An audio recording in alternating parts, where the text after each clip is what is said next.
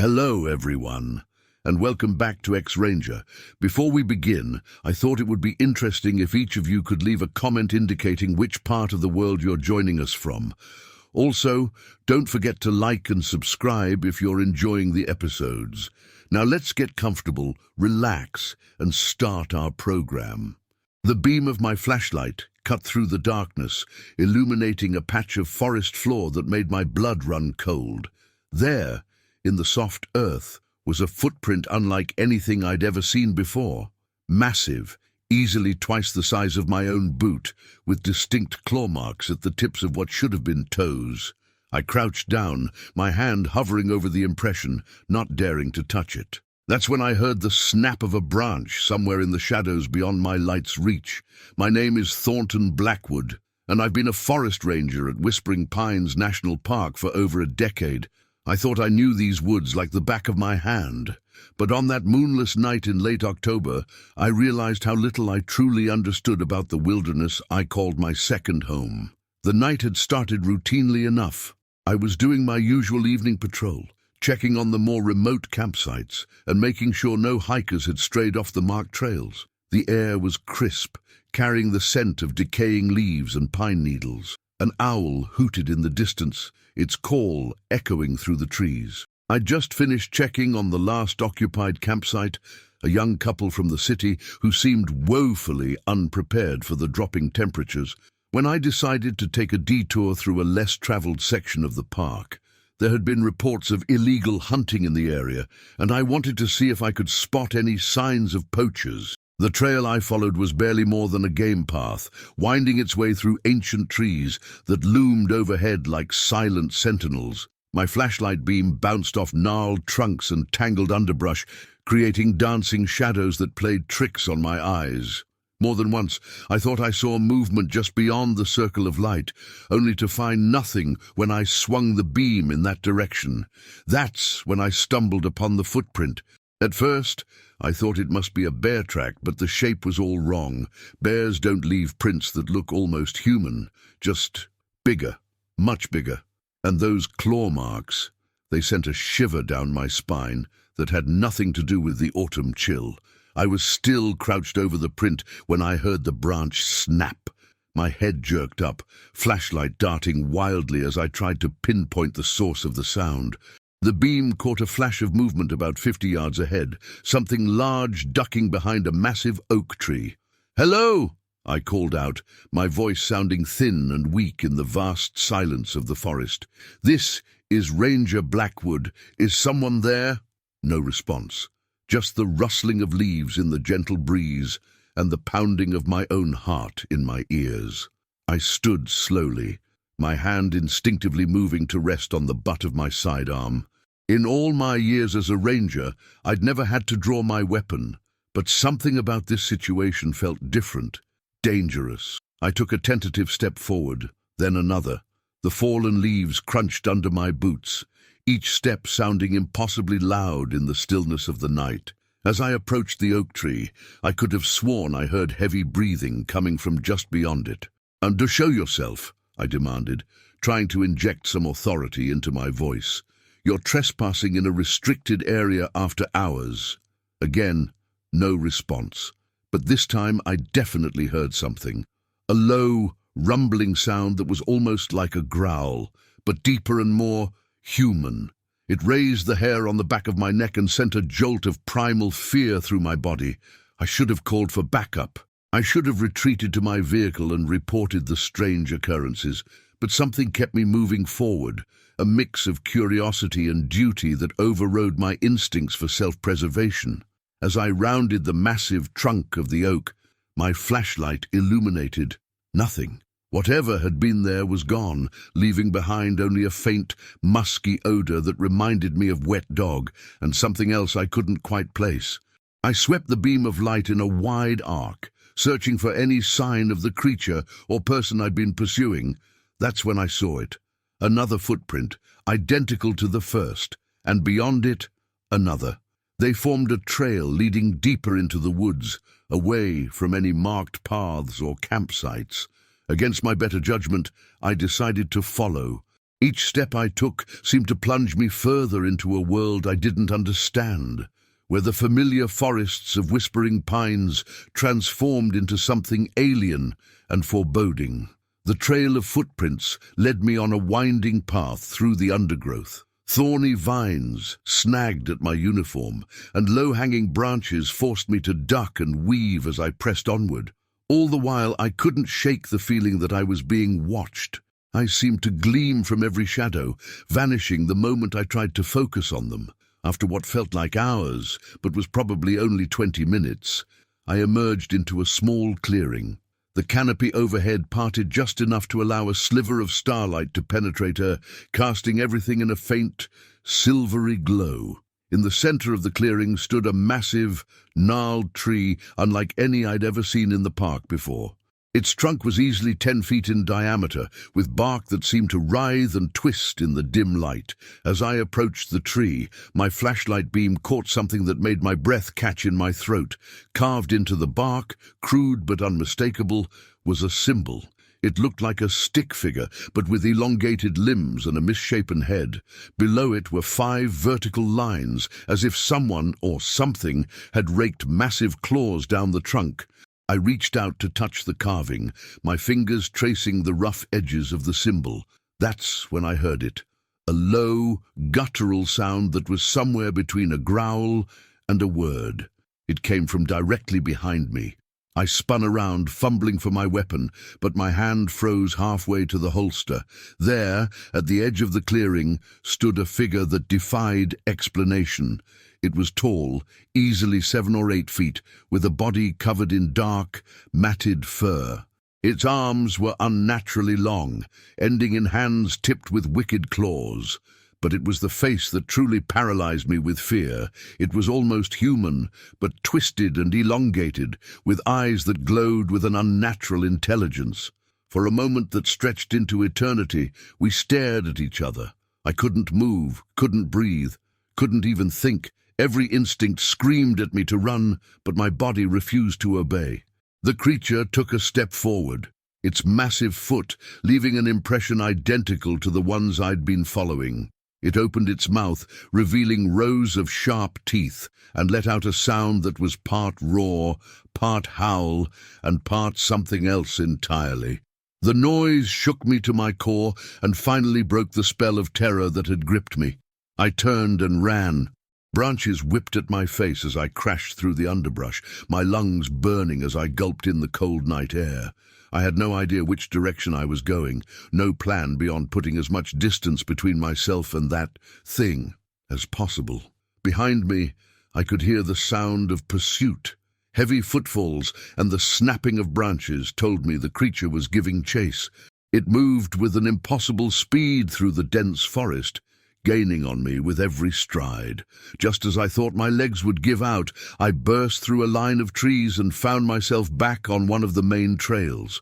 Without hesitation, I turned and sprinted toward where I knew my truck was parked, praying I would reach it before the creature caught up to me. The sound of my boots pounding on the packed earth of the trail was drowned out by the thundering of my own heartbeat. I didn't dare look back, afraid of what I might see closing the distance behind me. After what felt like miles, but couldn't have been more than a few hundred yards, I saw the welcome sight of the ranger station parking lot. My truck sat there, a beacon of safety in the darkness. I fumbled for my keys as I ran, nearly dropping them in my panic. Just as I reached the vehicle, I heard one final roar from the tree line. It was a sound of frustration and rage, but also something else. A warning, perhaps, or a promise. I threw myself into the driver's seat, slamming the door and locking it in one frantic motion. The engine roared to life, and I peeled out of the parking lot, gravel spraying behind me as I fishtailed onto the main road. It wasn't until I was miles away, with the lights of town coming into view, that I finally allowed myself to relax my death grip on the steering wheel. My hands were shaking, and I could feel warm trickles on my face where branches had cut me during my headlong flight through the forest. As the adrenaline began to fade, replaced by a bone-deep weariness, I tried to make sense of what I'd experienced. Part of me wanted to dismiss it all as a hallucination brought on by stress and too many hours alone in the woods. But I knew, deep in my gut, that what I'd seen was real. The next day, I reported the incident to my superiors. They listened politely but skeptically to my tale of giant footprints and the creature in the clearing.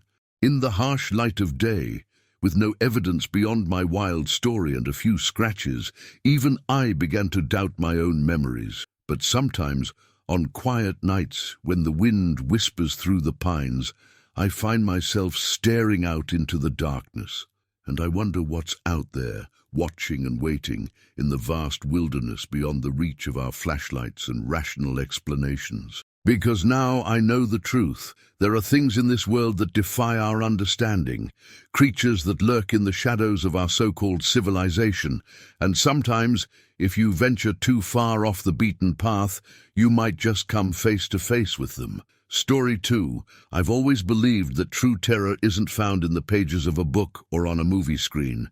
It's in the primal fear that grips you when you're alone in the wilderness, lost and vulnerable, with the creeping suspicion that you're not as alone as you thought.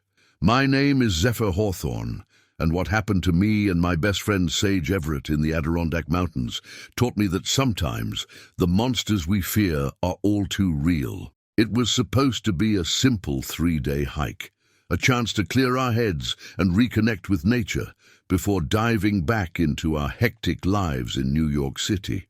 Sage and I had been planning this trip for months, poring over trail maps and packing lists with the enthusiasm of kids preparing for summer camp. We thought we were prepared for anything the wilderness could throw at us. We were wrong. The first day of our hike was picture perfect. The October air was crisp and invigorating, carrying the scent of pine and decaying leaves. Vibrant reds and golds painted the forest around us as we made our way along the winding trail. Sage, always the more talkative of us, filled the air with her excited chatter about the wildlife we might encounter. "Can you imagine if we saw a bear, Zeph?" she asked, her green eyes sparkling with excitement. "Or maybe even a moose," I laughed, adjusting the straps of my heavy backpack. "Let's hope not. I'd rather admire the wildlife from a safe distance. Thank you very much." As the day wore on, however, a sense of unease began to settle over me.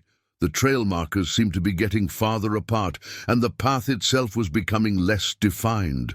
By late afternoon, an unsettling realization had taken root. We were lost. "Sage," I said, trying to keep the worry out of my voice, "I think we might have taken a wrong turn somewhere." She frowned, pulling out our map and compass. After a few minutes of study, her usual cheerful expression gave way to concern. I can't figure out where we are. None of these landmarks match up with what we're seeing." The gravity of our situation began to sink in as the sun dipped lower in the sky, painting the forest in long shadows. We were miles from any road or campsite, with no cell service and dwindling daylight. The temperature was dropping rapidly, and the wind had picked up, carrying with it the promise of rain. "We need to find shelter," I said, scanning our surroundings. That's when I spotted it, a dark opening in the side of a nearby hill, partially obscured by overgrown vegetation. "Look, a cave. We can wait out the night there and try to get our bearings in the morning." Sage nodded, relief evident on her face. "Good eye, Zeph. Let's hope it's not already occupied by something with claws and teeth." We made our way to the cave entrance, pushing aside thick vines and branches. The opening was larger than it had appeared from a distance, easily big enough for us to walk through without stooping. I pulled out my flashlight, its beam cutting through the darkness to reveal a surprisingly spacious cavern. "Wow," Sage whispered, her voice echoing slightly. "This place is huge, and look at those rock formations." I had to admit, it was impressive. Stalactites hung from the ceiling like stone icicles, while stalagmites rose from the floor in bizarre, twisted shapes. The air was cool and damp, carrying a faint mineral scent. We set up our small tent near the entrance, more for privacy than protection from the elements. As we prepared a meager dinner of trail mix and beef jerky, the sound of rain began to patter against the leaves outside. We'd found shelter just in time. Despite our predicament, the atmosphere was almost cozy as we sat cross-legged in our tent, a small lantern casting a warm glow over our faces. Sage was telling one of her ridiculous jokes, and for a moment I could almost forget that we were lost in the wilderness. That's when we heard it, a low rumbling sound that seemed to come from deep within the cave. We froze, eyes locked on each other in sudden fear. "What was that?" Sage whispered, her earlier bravado evaporating. "An echo from the storm." I shook my head slowly. "I don't think so. It sounded like breathing," she finished, her face pale in the lantern light. We sat in tense silence, straining our ears. For several long minutes, we heard nothing but the steady drip of water echoing through the cave. Just as I was about to suggest we were imagining things, the sound came again. This time, it was unmistakable, a deep, rattling breath, followed by what could only be described as a growl. "There's something in here with us," I said, my voice barely above a whisper. Sage's eyes were wide with fear. "What do we do?" I took a deep breath, trying to calm my racing heart. "We need to see what it is.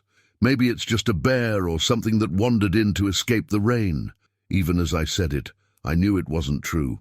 The breathing we'd heard was too deep, too wrong to belong to any animal I knew of. Slowly, we unzipped the tent and emerged into the cavern. I swept my flashlight beam across the rocky floor, half expecting to see glowing eyes reflecting back at us, but the cave appeared empty. "Maybe it was deeper in the cave," Sage suggested, her voice shaky. I nodded, taking a tentative step further into the cavern. "Stay close. And keep your eyes open for any other exits. If we need to run." We moved cautiously through the cave, our footsteps echoing off the stone walls. The further we went, the more oppressive the darkness became. My flashlight seemed to illuminate less and less, as if the shadows themselves were thickening around us. That's when I saw it. At first, I thought it was just another strange rock formation. But as I focused my light on it, I realized with dawning horror that it was moving. Slowly, ponderously, a massive shape unfolded itself from where it had been crouched against the cave wall. It was huge, at least 8 feet tall, with a body covered in thick, matted fur. Its arms were unnaturally long, ending in hands tipped with wicked claws. But it was the face that turned my blood to ice. It was almost human, but twisted and elongated, with eyes that glowed with an unnatural intelligence. For a moment that seemed to stretch into eternity, we stared at each other.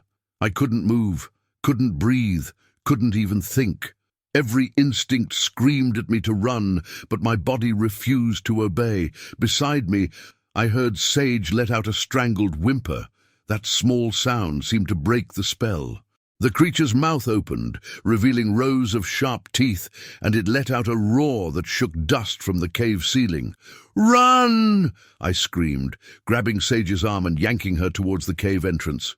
We stumbled through the darkness, the sound of heavy footfalls behind us spurring us on. I could hear Sage's panicked breathing, feel her trembling as we ran. The creature was gaining on us, its growls growing louder with each passing second. Just as I thought we were done for, we burst out of the cave and into the rain-soaked night. Without hesitation, we plunged into the forest, branches whipping at our faces as we crashed through the underbrush. I had no idea which direction we were going, no plan beyond putting as much distance between ourselves and that thing as possible. Behind us, I could hear the creature crashing through the trees, roaring in frustration as it pursued us. We ran for what felt like hours, our lungs burning, muscles screaming in protest. The rain had soaked us to the bone, making the forest floor treacherously slippery. More than once, we stumbled and fell, only to scramble back to our feet and keep running. Finally, just as I thought we couldn't go on any longer, we broke through a line of trees and found ourselves on a paved road. In the distance, I could see the welcoming glow of headlights approaching.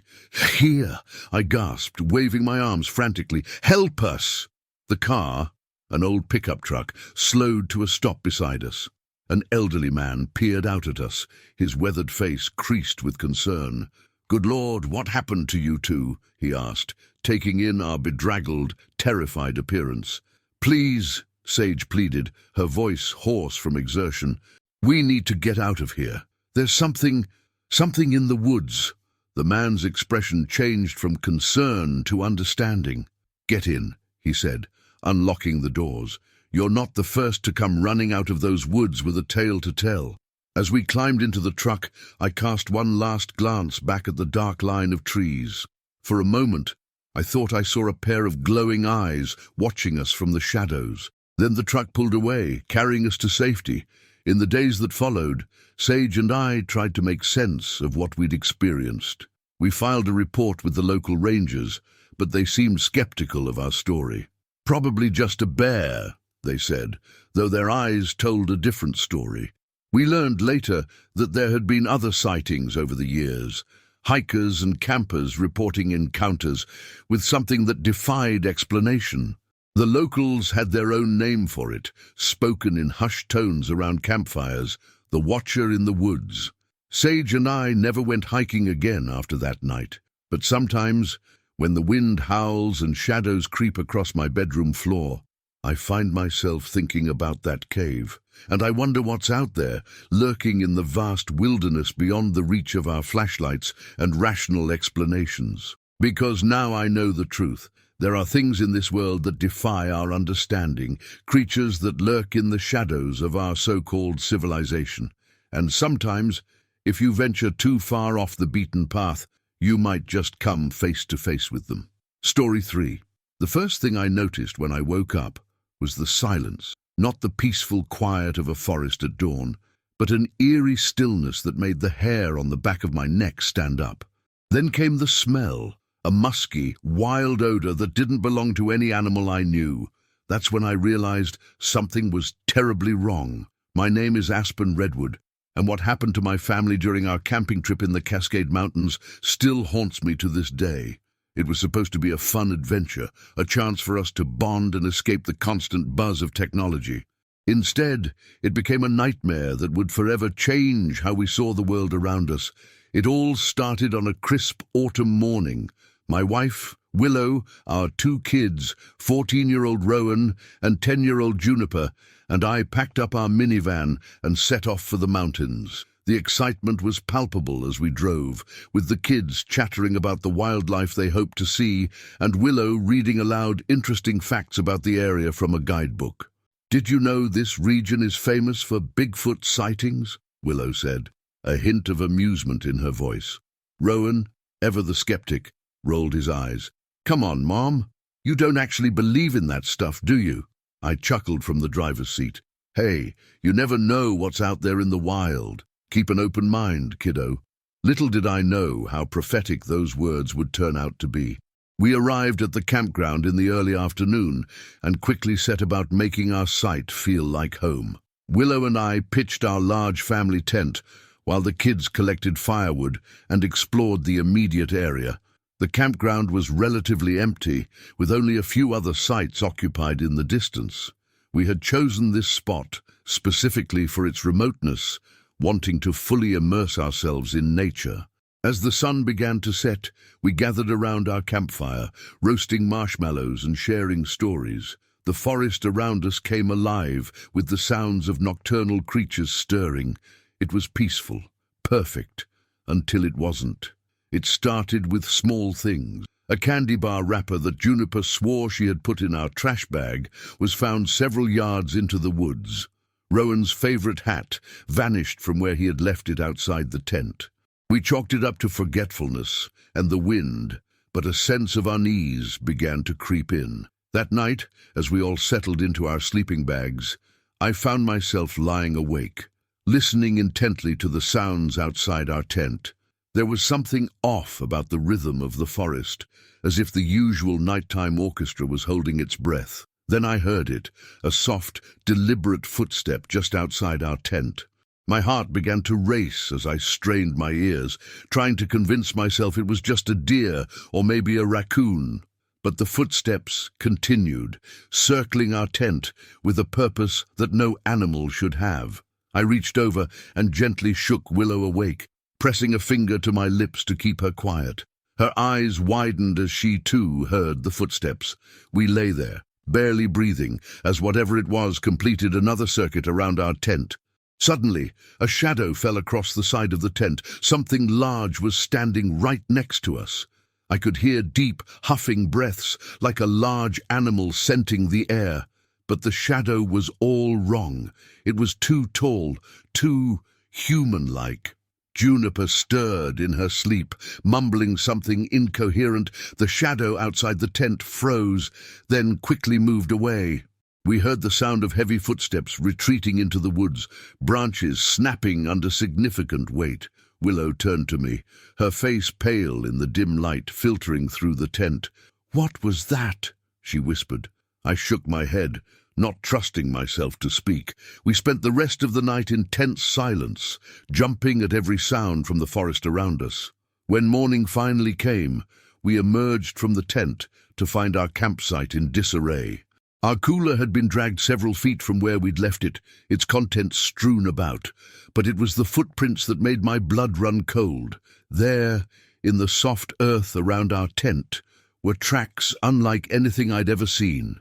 They were enormous, easily twice the size of my own foot, with a distinct shape that was unsettlingly human-like, yet not quite right. 5 toes, but with claw marks at the tips, a gigantic arch and heel. And the stride length, whatever had made these prints, was incredibly tall. "Dad!" Rowan's voice was shaky as he pointed to a nearby tree. "Look at this." I walked over, my heart sinking as I saw what had caught his attention. 3 long, deep claw marks were gouged into the bark, far higher than any bear could reach. Willow came up beside me, wrapping her arms around herself. "We need to leave," she said quietly. "And now?" I nodded, trying to keep my voice steady for the kids' sake. "All right, let's pack up, quick and quiet, okay?" As we hurriedly broke down our campsite, I couldn't shake the feeling that we were being watched. Every rustle in the underbrush, every snapping twig made us all jump. Juniper was uncharacteristically quiet, clinging to Willow's side as we worked. We were almost finished when Rowan let out a startled yelp. "My backpack!" he exclaimed. "It's gone!" Sure enough, his pack, which had contained his clothes and some of our food, was nowhere to be found. A quick search of the immediate area turned up nothing. "We'll have to leave it," I said, trying to hide my growing panic. "We need to get out of here." As we hurried down the trail toward our car, the forest seemed to close in around us. The cheerful birdsong of the previous day was gone, replaced by an oppressive silence. I took the lead, with Willow bringing up the rear, both of us constantly scanning the trees for any sign of movement. We were about halfway to the parking area when we heard it, a long, low howl that echoed through the forest. It was unlike anything I'd ever heard before, part wolf, part something else entirely. The kids froze in their tracks, eyes wide with fear. "And keep moving," I urged, placing a hand on Juniper's shoulder to guide her forward. "We're almost there." The howl came again, closer this time. It was followed by the sound of something large moving through the underbrush, paralleling our path but staying just out of sight. We picked up our pace, practically jogging down the trail. Juniper stumbled, and I scooped her up without breaking stride. The sounds of pursuit grew louder, branches snapping and leaves rustling with increasing urgency. Just when I thought we couldn't go on any longer, the trees thinned out and we burst into the parking area. Our minivan sat there, a beacon of safety in the wilderness that had suddenly turned hostile. "Get in!" I shouted, fumbling with the keys as we ran. We piled into the vehicle, and I had the engine started before the last door had even closed. As I threw the car into reverse, I caught a glimpse of movement at the edge of the forest. For just a moment, I saw a tall, dark figure standing among the trees. Then we were peeling out of the parking lot, gravel spraying behind us as we fishtailed onto the main road. It wasn't until we were miles away, with the mountains receding in our rearview mirror, that we finally allowed ourselves to relax. Willow reached over and squeezed my hand, her eyes brimming with unshed tears of relief. What was that thing?" Rowan asked from the back seat, his voice small and shaky. I shook my head, unable to find the words to explain what we'd experienced. How could I tell them that we'd encountered something that shouldn't exist, that the creatures of legend and campfire stories might be more real than we ever imagined? In the days and weeks that followed, we tried to make sense of what had happened. We filed a report with the park rangers, but they seemed skeptical of our story. Probably just a bear, they said, though their eyes told a different story. We learned later that there had been other incidents in the area, campers going missing, strange sightings in the deep woods. Our family never went camping again after that. But sometimes, on quiet nights when the wind whispers through the trees outside our suburban home, I find myself thinking about those footprints in the soft earth, about the howl that echoed through the forest, and about the dark figure I glimpsed standing at the edge of the woods. Because now we know the truth. There are things in this world that defy explanation, creatures that lurk in the shadows of our so-called civilization. And sometimes, if you venture into their domain, you might just come face to face with the unknown. The wilderness holds secrets, and not all of them are meant to be discovered. Story 4. I've always believed that a camera never lies. As a wildlife photographer, I've trusted my lenses to capture the raw, unfiltered truth of nature. But what I saw through my viewfinder that day in the depths of the Olympic National Forest shook my faith in reality itself. My name is Orion Blackwood, and this is the story of how I came face to face with something that should not exist. It was late September, and I had been commissioned by National Geographic to document the elusive Roosevelt elk during their rutting season. I'd spent weeks preparing, studying migration patterns and scouting locations. Finally, I found the perfect spot, a secluded meadow deep in the old-growth forest, far from any hiking trails or campgrounds. I arrived at my chosen location before dawn, the forest still shrouded in mist. The air was crisp and heavy with the scent of pine and damp earth. As I set up my equipment, a series of high-resolution camera traps and my personal DSLR with a telephoto lens, I couldn't shake the feeling that I was being watched. Get it together, Orion," I muttered to myself, shaking off the eerie sensation. "It's just pre-shoot jitters."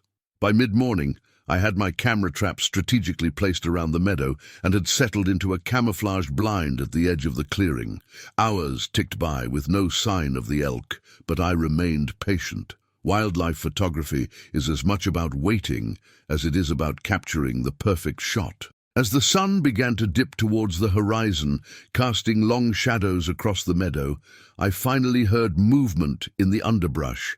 My heart raced with anticipation as I raised my camera, finger poised over the shutter release. But it wasn't an elk that emerged from the tree line. At first, I thought my eyes were playing tricks on me. The figure that lumbered into the clearing was massive, easily 7 or 8 feet tall, covered in dark, matted fur. It moved with an odd, swaying gait that was somehow both animalistic and unnervingly human-like. I held my breath, not daring to move as the creature surveyed the meadow. Its head swiveled, and for a heart-stopping moment I thought it was looking directly at me.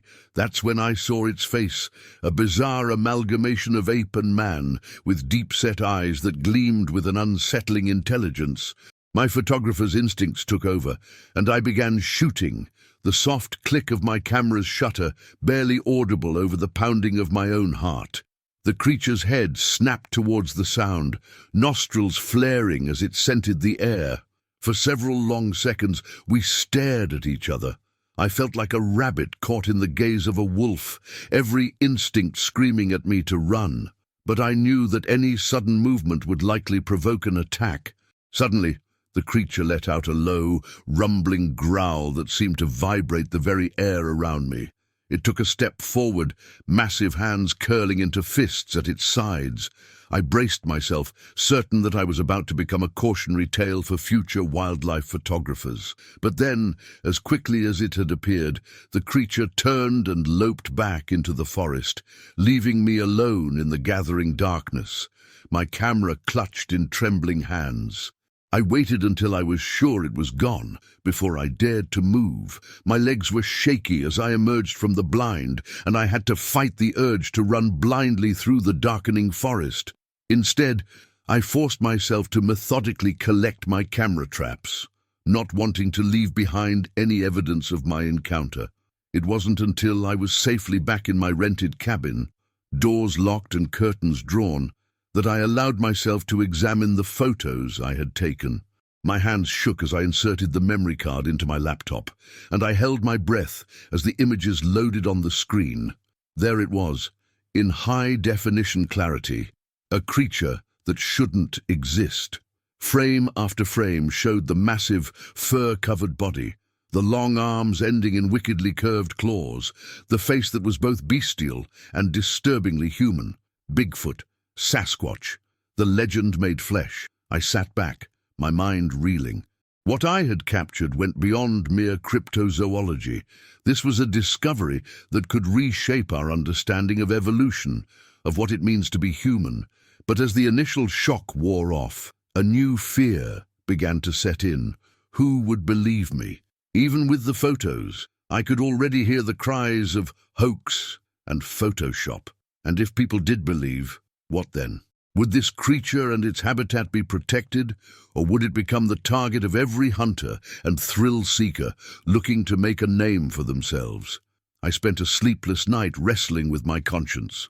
By dawn, I had made my decision.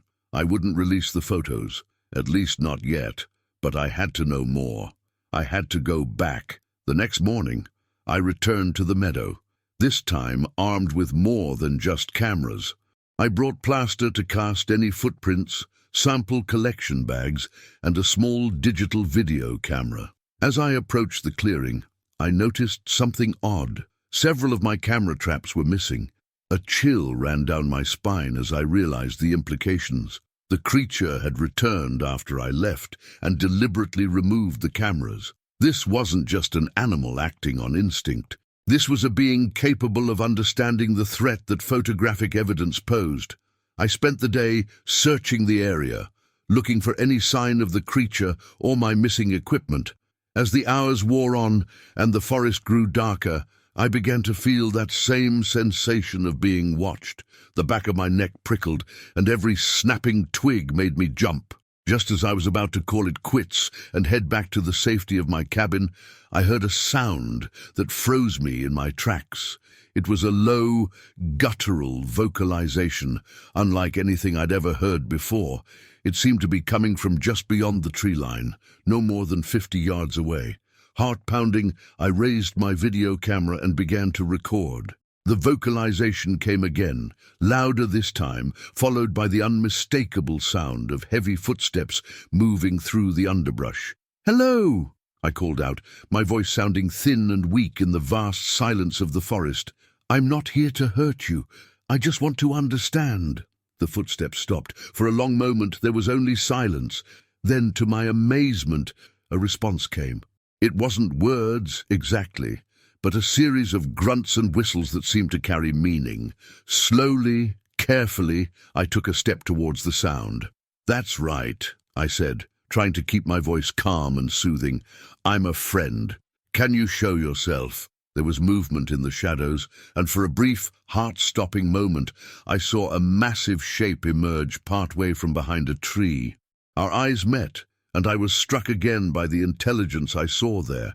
This was no mere animal. This was a thinking, reasoning being. But before I could do or say anything else, the creature let out a warning growl and retreated back into the forest. I stood there, video camera still running, as the sound of its departure faded into the distance. When I finally lowered the camera, my hands were shaking so badly I nearly dropped it. I had done it. I had made contact, however briefly, with a creature that most of the world believed to be nothing more than a myth. As I made my way back to my cabin that night, my mind was racing with the implications of what I had experienced. I had proof now, not just photos, but video evidence of an encounter. But again, the question nagged at me. What should I do with it? The scientific community would be skeptical at best, openly hostile at worst. The media would turn it into a circus. And what about the creature itself? Didn't it have a right to live in peace, free from the intrusion of humanity? In the end, I made a decision that I'm still not sure was the right one. I kept the evidence to myself, sharing it only with a select few researchers who I trusted to approach the subject with the gravity and discretion it deserved. We formed a small, secret group dedicated to studying and protecting these creatures, always staying one step ahead of the cryptid hunters and sensation seekers. Years have passed since that fateful encounter in the Olympic National Forest. I've had other experiences since then, glimpses and interactions that have only deepened my respect and wonder for these beings that share our world in secret. Sometimes, when I'm out in the wilderness with my camera, I feel that familiar prickle on the back of my neck, and I wonder if, just maybe, I'm the one being watched through a different kind of lens, the intelligent, curious eyes of a creature that bridges the gap between myth and reality. The truth is out there, hiding in the shadows of our forests. And sometimes, if we're very lucky, we get a glimpse of it through our viewfinders, capturing for a moment the magic and mystery that still exists in our world. Story 5. The first time I felt its eyes on me, I dismissed it as paranoia. By the third day, I knew I wasn't imagining things. Something was out there in the deep woods, watching my every move. My name is Hawthorne Reed, and what I experienced during that ill-fated hunting trip in the Ozarks still haunts my dreams. I've been a hunter for most of my life, raised on the traditions of tracking and stalking game through the wilderness. But nothing in my years of experience could have prepared me for what awaited me in those remote mountains. It all started on a crisp autumn morning. I had taken a week off work, desperate to escape the suffocating routine of city life and reconnect with nature. My destination was a secluded hunting cabin deep in the Ozark National Forest, a place I'd visited many times before. As I drove down the winding dirt road, the towering trees closing in around me, I felt the tension of the past months begin to melt away.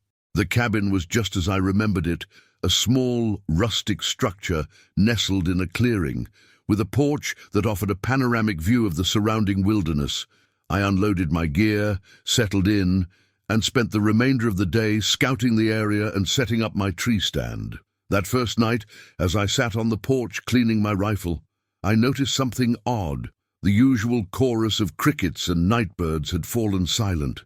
The forest was unnaturally still, as if holding its breath. I shrugged it off, chalking it up to a change in weather, or maybe a predator passing through the area. The next morning, I was up before dawn, eager to begin my hunt. As I made my way through the misty woods, I couldn't shake the feeling that something was off. The forest felt different somehow, more alive, more aware. I tried to focus on tracking, looking for signs of deer, but my instincts kept screaming that I was the one being hunted. It was midday when I found the first carcass. At first, I thought it was a deer that had fallen prey to a mountain lion or bear. But as I approached, I realized something was wrong. The animal, a large buck, hadn't been eaten. It had been torn apart, its limbs scattered in a wide circle, and the marks on the bones. They weren't made by any predator I recognized. I snapped a few photos with my phone, my hand shaking slightly as I tried to make sense of what I was seeing.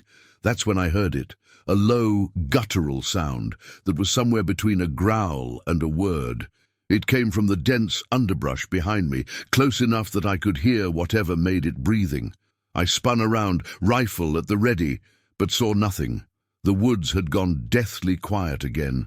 I backed away slowly, then turned and hurried back to the cabin, my heart pounding in my chest. That night, as I pored over the photos on my phone, I tried to rationalize what I'd seen. Maybe it was just an animal killed by poachers. Maybe the strange sound was just the wind playing tricks on me. But deep down, I knew I was lying to myself. I barely slept, starting at every creak of the cabin's old timbers, every rustle of wind through the trees outside. When dawn finally broke, I was exhausted, but determined to get to the bottom of things. I spent the day exploring the area around the carcass. looking for tracks or any other sign of what might have killed the deer. What I found only deepened the mystery. There were footprints, but they were like nothing I'd ever seen before. Massive, easily twice the size of my own boot, with distinct claw marks at the tips of what should have been toes. As I crouched to examine one of the prints, I felt it again, that prickling sensation of being watched. I looked up slowly, scanning the tree line. That's when I saw it, just for a moment, a flash of movement behind a large oak, something tall, covered in dark fur, with eyes that reflected the late afternoon sunlight like a cat's. I raised my rifle instinctively, but it was gone before I could even think about taking a shot. I stood there for a long moment, my heart racing, straining my ears for any sound of movement in the underbrush. But there was nothing. I practically ran back to the cabin, my mind reeling. What I'd seen defied explanation. It was too big to be a bear, too upright to be any known predator. The word Bigfoot flashed through my mind, but I pushed it away. That was the stuff of campfire stories and bad TV shows, not reality. And yet, I spent another restless night in the cabin, jumping at every sound. By morning, I had made up my mind to cut my trip short and head back to civilization. This was more than I had bargained for, and I wasn't ashamed to admit I was scared. As I packed up my gear, I couldn't shake the feeling that I was making a mistake. Whatever was out there, it was something unknown to science. Shouldn't I try to document it? But the primal part of my brain, the part that recognized when I was in the presence of a true apex predator, overruled my curiosity. I was almost finished loading my truck when I heard it. That same low, rumbling sound from the day before, but closer this time. Much closer. I turned slowly, my hand inching towards the rifle in the passenger seat. There, at the edge of the clearing, stood something that shouldn't exist. It was massive, easily 8 feet tall, with a body covered in thick, matted fur. Its arms were unnaturally long, ending in hands tipped with wicked claws. But it was the face that truly paralyzed me with fear. It was almost human, but twisted and elongated, with eyes that glowed with an unnatural intelligence. For a moment that stretched into eternity, we stared at each other. I couldn't move, couldn't breathe, couldn't even think. Every instinct screamed at me to run, but my body refused to obey. The creature took a step forward, its massive foot leaving an impression identical to the ones I'd seen in the woods. It opened its mouth, revealing rows of sharp teeth, and let out a sound that was part roar, part howl, and part something else entirely. The noise shook me to my core and finally broke the spell of terror that had gripped me. I dove into the truck, fumbling with the keys as I heard heavy footsteps approaching. The engine roared to life just as something slammed into the side of the vehicle, rocking it on its suspension. I floored the accelerator, tires spinning in the dirt before finally finding purchase. As I sped down the dirt road, I could see the creature in my rearview mirror, standing in the middle of the clearing. It wasn't chasing me. It didn't need to. It had made its point. This was its territory, and I was the intruder. I didn't stop driving until I was back on the highway, surrounded by the comforting signs of civilization. My hands were shaking so badly I could barely grip the steering wheel. I knew I should report what I'd seen to the authorities, but who would believe me? I had no proof. In my panic, I'd left my phone with the photos back at the cabin. In the days and weeks that followed, I tried to make sense of what I'd experienced. I researched cryptozoology, pored over accounts of Bigfoot sightings, and even reached out to a few experts in the field. But the more I learned, the more questions I had. I never went back to that hunting cabin, but sometimes, on quiet nights when the wind whispers through the trees, I find myself thinking about those woods, about the creature I saw, and the others that might be out there, hiding just beyond the reach of our understanding. Because now I know the truth. There are things in this world that defy explanation, beings that lurk in the shadows of our so-called civilization.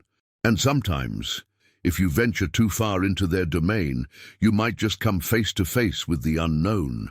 The wilderness holds secrets, and not all of them are meant to be discovered. But for those of us who have glimpsed behind the veil, the world will never look quite the same again. We become the watchers, forever scanning the tree line, wondering what ancient eyes might be staring back at us from the depths of the forest. Story 6.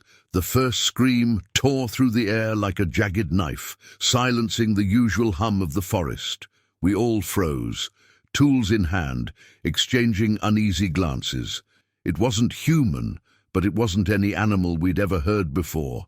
Little did we know, that sound was just the beginning of a nightmare that would change our lives forever.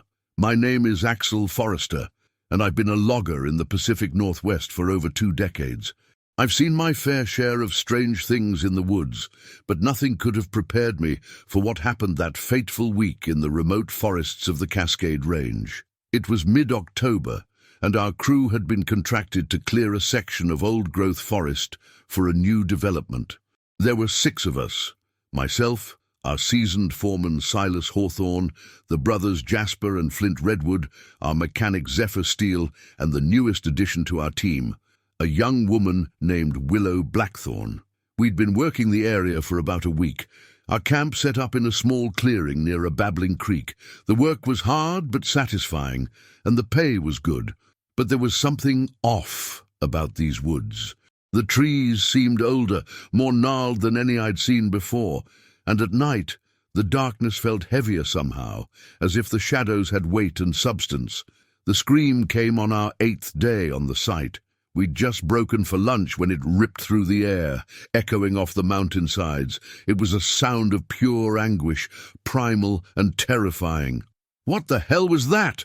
Jasper asked, his sandwich forgotten in his hand. Silas, ever the voice of reason, tried to calm us down. Probably just a mountain lion or something, nothing to worry about. But I could see the doubt in his eyes. We all knew this was something different. We tried to get back to work, but the atmosphere had changed. The forest, which had always felt alive, now seemed actively hostile. Every rustle of leaves, every snapping twig made us jump. As the sun began to set, casting long shadows through the trees, Flint called out from where he was working, "Hey guys, you need to see this!" We gathered around, and I felt my blood run cold. The tree Flint had been about to fell was wrong. Its bark was scarred with deep gouges, too uniform to be natural, and at about 8 feet up the trunk, there was a symbol carved into the wood. It looked ancient, a crude representation of a humanoid figure with elongated limbs and a misshapen head. "I've never seen anything like it," Willow whispered, reaching out to touch the carving. Just then, we heard it again, that bone-chilling scream, closer this time. It was followed by the sound of something large moving through the underbrush, heading in our direction. "Back to camp now!" Silas barked, and we didn't need to be told twice. We spent a tense night huddled around the campfire, taking turns keeping watch. None of us slept much, and when dawn finally broke, we were exhausted and on edge. Silas tried to radio for an early pickup, but all he got was static. "Must be the mountains interfering with the signal," he muttered, but I could see the worry in his eyes. We decided to keep working. We had a job to do, after all. But as the day wore on, strange things kept happening. Tools would go missing, only to turn up in odd places. We'd find more of those bizarre carvings on trees, always when our backs were turned, and all the while, that feeling of being watched grew stronger. It was late afternoon when Zephyr noticed something that made my skin crawl. "Guys," he said, his voice shaky, "look at this." He was pointing at a massive footprint in the soft earth near our camp. It was easily twice the size of a man's boot, with distinct claw marks at the ends of the toes. "That's not possible," Jasper said, but his face had gone pale. Before anyone could respond, we heard a sound that turned my blood to ice, the revving of a chainsaw, but all of our equipment was accounted for, sitting idle in the camp. "Someone else is out here," Silas said, trying to sound confident. "Probably some locals messing with us. Willow, Axel, come with me. The rest of you stay here and keep an eye on camp. The three of us set off in the direction of the sound, Silas in the lead with a hefty axe in his hands. As we moved deeper into the forest, the trees seemed to close in around us, blocking out more and more of the fading daylight. The chainsaw sound stopped abruptly, replaced by an eerie silence. Then we heard it, heavy footsteps, and the sound of something large moving through the underbrush, circling around us. "Hello?" Silas called out, his voice echoing through the trees. "This is private property. Identify yourself." The response was immediate and terrifying. A roar that was part animal, part something else entirely shook the very air around us.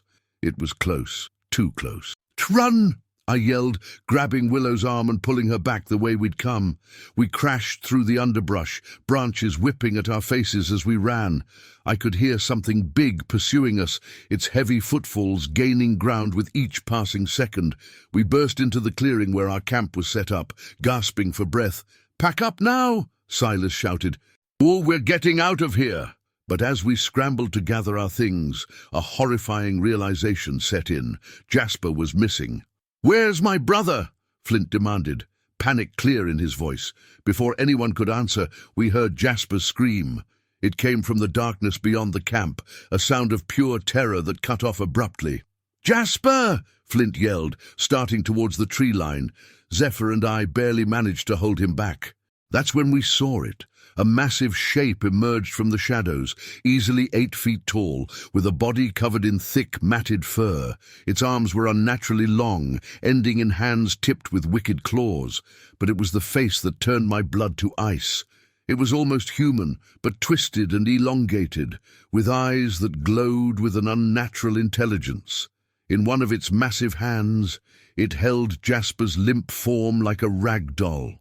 For a moment that seemed to stretch into eternity, we stared at each other. I couldn't move, couldn't breathe, couldn't even think.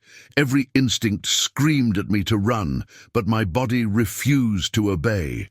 The creature let out another of those bone-chilling roars, and suddenly we were all moving. We ran for the trucks, abandoning most of our gear in our panic. I could hear the thing pursuing us, its heavy footfalls shaking the ground. We piled into the vehicles, engines roaring to life. As we sped down the rough logging road, I could see the creature in the rearview mirror, standing at the edge of the clearing. It wasn't chasing us. It didn't need to. It had made its point. This was its territory, and we were the intruders. The drive back to civilization was a blur of fear and adrenaline. When we finally reached the nearest town, we went straight to the sheriff's office. But as we tried to explain what had happened, I could see the disbelief in the deputy's eyes. A search party was organized, but they found no sign of Jasper or the creature. Our work site was eerily undisturbed, as if we'd never been there at all. The only evidence of our ordeal was the haunted look in our eyes and the nightmares that would plague us for years to come. In the days and weeks that followed, we tried to make sense of what we'd experienced. We researched cryptozoology, pored over accounts of Bigfoot sightings, and even reached out to experts in the field. But the more we learned, the more questions we had. I never went back to logging after that. None of us did. But sometimes, on quiet nights when the wind whispers through the trees, I find myself thinking about those woods, about the creature we saw, and the others that might be out there, hiding just beyond the reach of our understanding. Because now I know the truth. There are things in this world that defy explanation, beings that lurk in the shadows of our so-called civilization. And sometimes, if you venture too far into their domain, you might just come face to face with the unknown. The wilderness holds secrets, and not all of them are meant to be discovered. But for those of us who have glimpsed behind the veil, the world will never look quite the same again. We become the watchers, forever scanning the tree line, wondering what ancient eyes might be staring back at us from the depths of the forest. Story 7. The crunch of leaves beneath our feet was the only sound breaking the eerie silence of the forest. That is, until we heard the first heavy footstep behind us. In that moment, our playful night hike turned into a nightmare I'll never forget. My name is Sage Thornbury, And what happened to my friends and me on that moonless October night in the Adirondack Mountains still haunts my dreams. It was supposed to be a fun, slightly spooky adventure to cap off our annual camping trip. Instead, it became a terrifying encounter with something that shouldn't exist. Our group consisted of 5 longtime friends. Myself, the ever-logical Orion Blackwood, the adventurous twins Aurora and Phoenix Silverstone, and our resident skeptic, Zephyr Hawthorne. We'd been coming to this same campground for years, but this was the first time we decided to try a night hike on one of the less-traveled trails. The day had been perfect. Crisp autumn air, vibrant foliage, and the kind of camaraderie that only comes from years of friendship. As night fell, we gathered around the campfire, trading ghost stories and building up our courage for the hike. "You guys ready for this?" Phoenix asked, his eyes glinting with excitement in the firelight. "I heard this trail is supposed to be haunted." Zephyr rolled his eyes. "Please. You know there's no such thing as ghosts, right?" "Maybe not," Aurora chimed in, "but there are plenty of real things in these woods that could eat us." I laughed, trying to hide my own nervousness. "Come on, guys. It'll be fun. What's the worst that could happen?" Little did I know how those words would come back to haunt me. We set out just after midnight, our path illuminated by the narrow beams of our flashlights. The forest seemed different at night.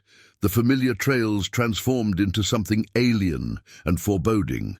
The trees loomed overhead, their branches reaching out like gnarled fingers. At first, we kept up a steady stream of chatter, our voices helping to ward off the oppressive silence of the woods. But as we ventured deeper into the forest, a sense of unease began to settle over us. The usual nighttime sounds, hooting owls, chirping crickets, were conspicuously absent. "Is it just me, or is it too quiet?" Orion whispered, voicing what we were all thinking. That's when we heard it. A heavy footstep crunching through the underbrush behind us. We all froze, our flashlight beams dancing wildly as we spun around. "Hello!" I called out, my voice sounding thin and weak in the vast silence. "Is someone there?" No response. Just the rustling of leaves in the gentle breeze and the pounding of my own heart in my ears. "It's probably just an animal," Zephyr said, but his voice lacked its usual confidence. We pressed on, but the feeling of being watched grew stronger with each step. Every snapping twig, every rustle in the underbrush made us jump. Our once jovial group had fallen into a tense silence, broken only by our ragged breathing. That's when Aurora let out a gasp. Guys? Look!" She was pointing her flashlight at something just off the trail. We gathered around, and I felt my blood run cold. There, illuminated in the harsh beam of the flashlight, was a footprint, but it was like nothing I'd ever seen before. Massive, easily twice the size of my own boot, with distinct claw marks at the tips of what should have been toes. "That's not possible," Orion muttered, crouching down to examine the print more closely. Before anyone could respond, we heard it again, that heavy footstep, closer this time, and another, and another. Whatever was making those sounds was big, and it was heading straight for us. "Run!" Phoenix yelled, and we didn't need to be told twice.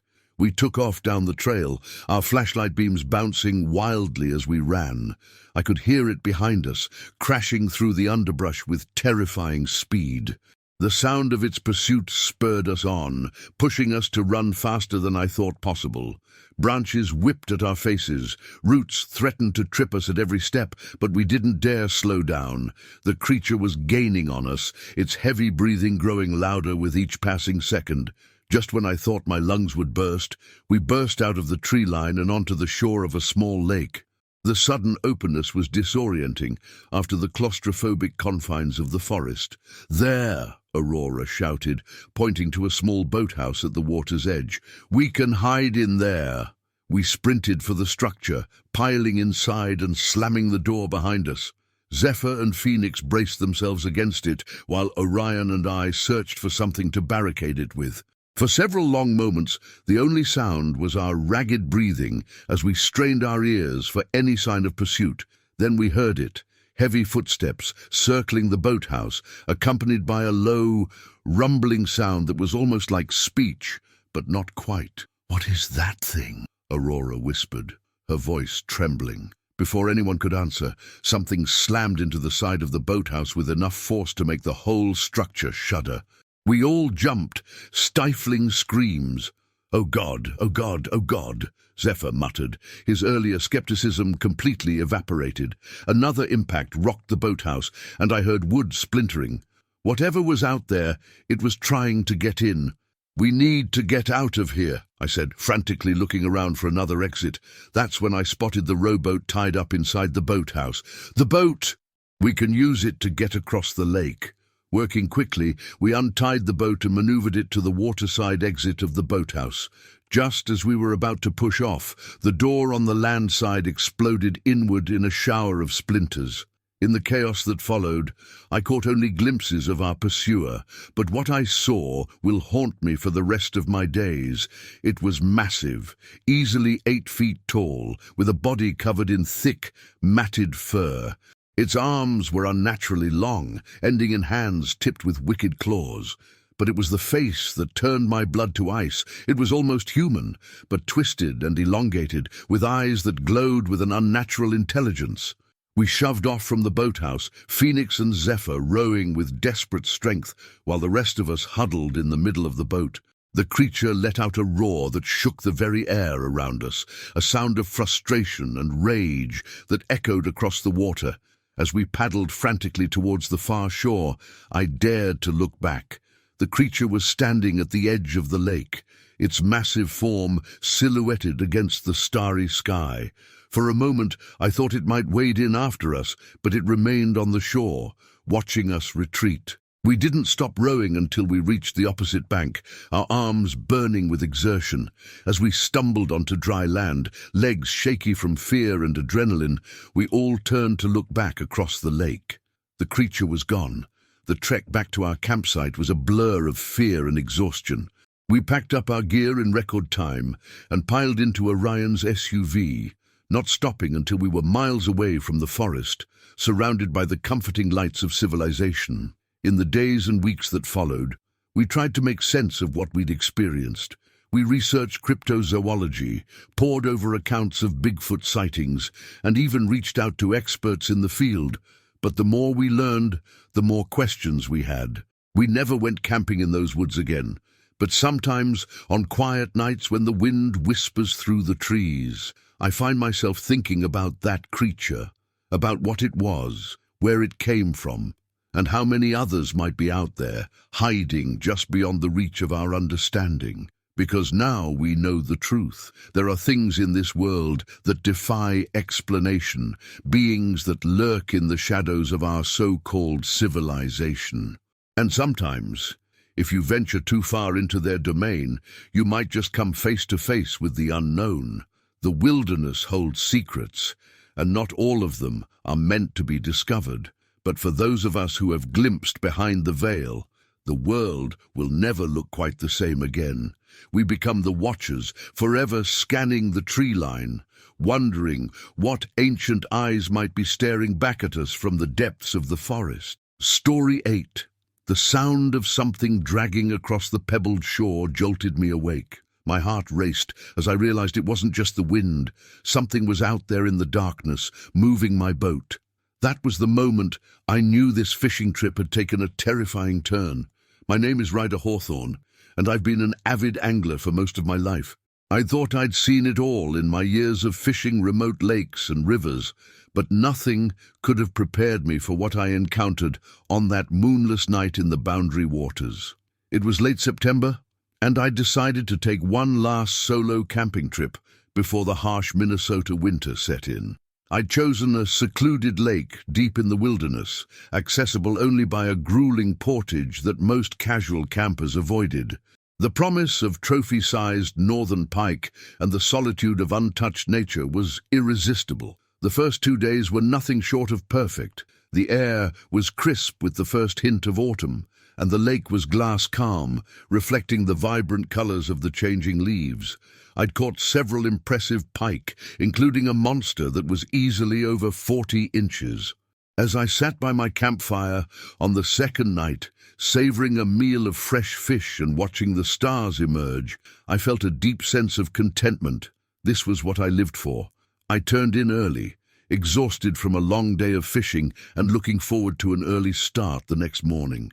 The gentle lapping of waves against the shore lulled me to sleep in my small tent. I'm not sure how long I'd been asleep when the sound woke me. At first, in my groggy state, I thought it might be a beaver or maybe a deer coming down to the water's edge. But as I became more alert, I realized the sound was all wrong. It was too heavy, too deliberate. I lay perfectly still, straining my ears. There it was again, a scraping, dragging sound, followed by the unmistakable creak of my aluminum boat being moved. My mind raced. A bear, maybe? But bears didn't usually mess with boats, and the movement seemed too purposeful. Slowly, careful not to make a sound, I unzipped my sleeping bag and reached for my flashlight. My hand was shaking as I grasped it, my palms slick with cold sweat. Whatever was out there, I needed to see it. I took a deep breath, steeling myself, then quickly unzipped the tent flap and shone the light towards the shore. What I saw in that beam of light will haunt me for the rest of my days. There, half in and half out of the water, was a creature that defied explanation. It was massive, easily 7 or 8 feet tall, with a body covered in thick, dark fur that glistened with water. Its arms were unnaturally long, ending in hands, if you could call them that, with wickedly curved claws. But it was the face that turned my blood to ice. It was almost human, but twisted and elongated, with eyes that reflected my flashlight beam like a cat's, glowing an eerie yellow-green in the darkness. The creature had frozen when my light hit it, one clawed hand still gripping the bow of my boat. For a moment that felt like an eternity, we stared at each other. I couldn't move, couldn't breathe, couldn't even think. Every instinct screamed at me to run, but my body refused to obey. Then, with a speed that seemed impossible for something so large, the creature released the boat and lunged towards me. I scrambled backwards, my flashlight beam dancing wildly as I fought to extricate myself from the tent. I could hear the thing's heavy breathing, smell its musky animal odor as it closed the distance between us. In my panic, I tripped over my own feet and fell hard onto my back, the flashlight flying from my grasp. In the seconds it took me to regain my bearings, the creature was upon me. I could feel its hot breath on my face, see the gleam of sharp teeth in its twisted maw. But just as I thought it was all over, something unexpected happened. The creature stopped, its face mere inches from mine. Those eerily intelligent eyes studied me with what I could only describe as curiosity. Then, to my utter astonishment, it spoke. The sound it made wasn't English, or any other language I recognized. It was a series of guttural growls and clicks, but there was an unmistakable pattern to it, a deliberateness that suggested language rather than animal noises. I lay there, paralyzed with fear and confusion, as the creature continued to examine me. It reached out one massive, clawed hand and gently, almost delicately, touched my face. Its skin was rough and cool, like wet leather. Then, as suddenly as it had appeared, the creature withdrew. It lumbered back towards the water's edge, pausing only to look back at me one last time before slipping into the lake with barely a ripple. I don't know how long I lay there, my heart pounding so hard I thought it might burst from my chest. When I finally found the strength to move, I scrambled to my feet and frantically searched for my flashlight. Once I had it in hand, I swept the beam across the shoreline and out over the water, but there was no sign of the creature. What I did see, however, made my blood run cold all over again. There, leading from the water's edge to where I stood, was a trail of enormous, clawed footprints. They were unmistakably bipedal, but far too large to be human. I spent the rest of the night huddled in my tent, my fishing knife in one hand and my flashlight in the other, jumping at every sound. When dawn finally broke, I packed up camp in record time, my hands shaking so badly I could barely tie down my gear. As I prepared to push off from shore, I noticed something that made me pause. My tackle box, which I'd left in the boat, was open. Several of my prized lures were missing. and in their place was a small, intricately woven bundle of lake weeds and fish bones. It almost looked like a gift. The paddle back to the portage trail was a tense affair. Every ripple in the water, every shadow beneath the surface made me flinch. I couldn't shake the feeling that I was being watched, that at any moment that creature might surface beside my canoe. It wasn't until I was back in my truck, miles away from that remote lake, that I finally allowed myself to relax. As the adrenaline wore off, I tried to make sense of what I'd experienced. Part of me wanted to dismiss it all as a vivid nightmare or a hallucination brought on by eating some bad fish. But I knew, deep in my bones, that what I'd seen was real. In the weeks that followed, I pored over books on cryptozoology, searched online forums for similar encounters, and even reached out to a few researchers in the field. I learned about legends of Bigfoot and Sasquatch, of course, but also of stranger creatures like the Wendigo and the water-dwelling Ogopogo. Nothing quite matched what I'd seen, but one thing became clear. I wasn't alone in my experience. There were others out there who had encountered things in the wilderness that defied explanation, beings that lurked just beyond the edge of our understanding. I never told anyone the full story of what happened that night. Who would believe me? But I did hang that strange gift from the creature, the woven bundle of weeds and bones, above my fireplace. It serves as a reminder that the world is far more mysterious and complex than we often allow ourselves to believe. I still fish, still camp in remote areas, but now I do so with a newfound respect for the wilderness and its secrets. And sometimes, when I'm out on a quiet lake as the sun sets, I find myself scanning the shoreline, wondering if those glowing eyes are watching me from the shadows. Because now I know the truth. There are things in this world that defy explanation, creatures that inhabit the liminal spaces between our reality and something else entirely. And if you venture far enough into the wild places of the world, you just might catch a glimpse of them. The wilderness holds secrets, and not all of them are meant to be discovered. But for those of us who have peeked behind the veil, the world will never look quite the same again. We become the watchers, forever aware that we are not alone in the dark. Story 9. The moment I realized one of our group was missing, I knew we had stumbled into something far more sinister than any local legend. The shadows that had been circling our camp suddenly felt alive, hungry, and all too real. My name is Skylar Blackwood, and this is the story of how a routine guided tour turned into a nightmare that still haunts me to this day. I've been a wilderness guide in the Pacific Northwest for over a decade, leading groups through some of the most remote and beautiful landscapes in the country.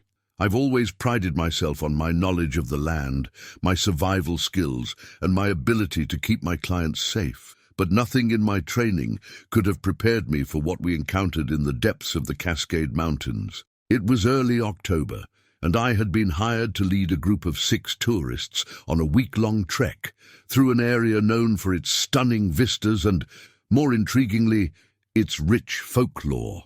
The group was an eclectic mix. There was Ethan, a tech executive looking to unplug, the Donovan sisters, Fiona and Maeve, amateur cryptozoologists hoping to catch a glimpse of the legendary Bigfoot, Derek, a college professor researching local myths, and a young couple, Jasper and Luna, who seemed more interested in each other than the wilderness. The first few days of the trip were uneventful, even enjoyable. The weather was perfect, crisp and clear, with the forest ablaze in autumn colors. We hiked during the day, set up camp in the evenings, and spent our nights around the campfire, where I would regale the group with local legends and tales of strange sightings in these woods. It was on the 4th night that things took a turn for the bizarre. We had set up camp in a small clearing, nestled in a valley between 2 steep ridges. As I was preparing dinner, Fiona called out to me, her voice tinged with excitement and a hint of fear.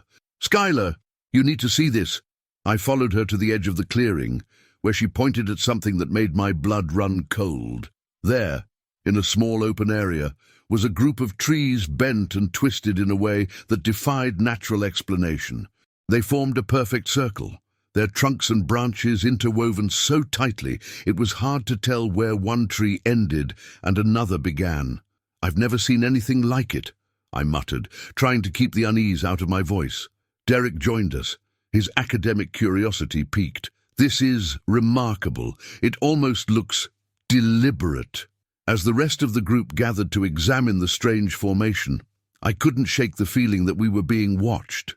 The forest, which had been alive with the sounds of birds and small animals, had fallen unnaturally silent. That night, as we sat around the campfire, the mood was tense.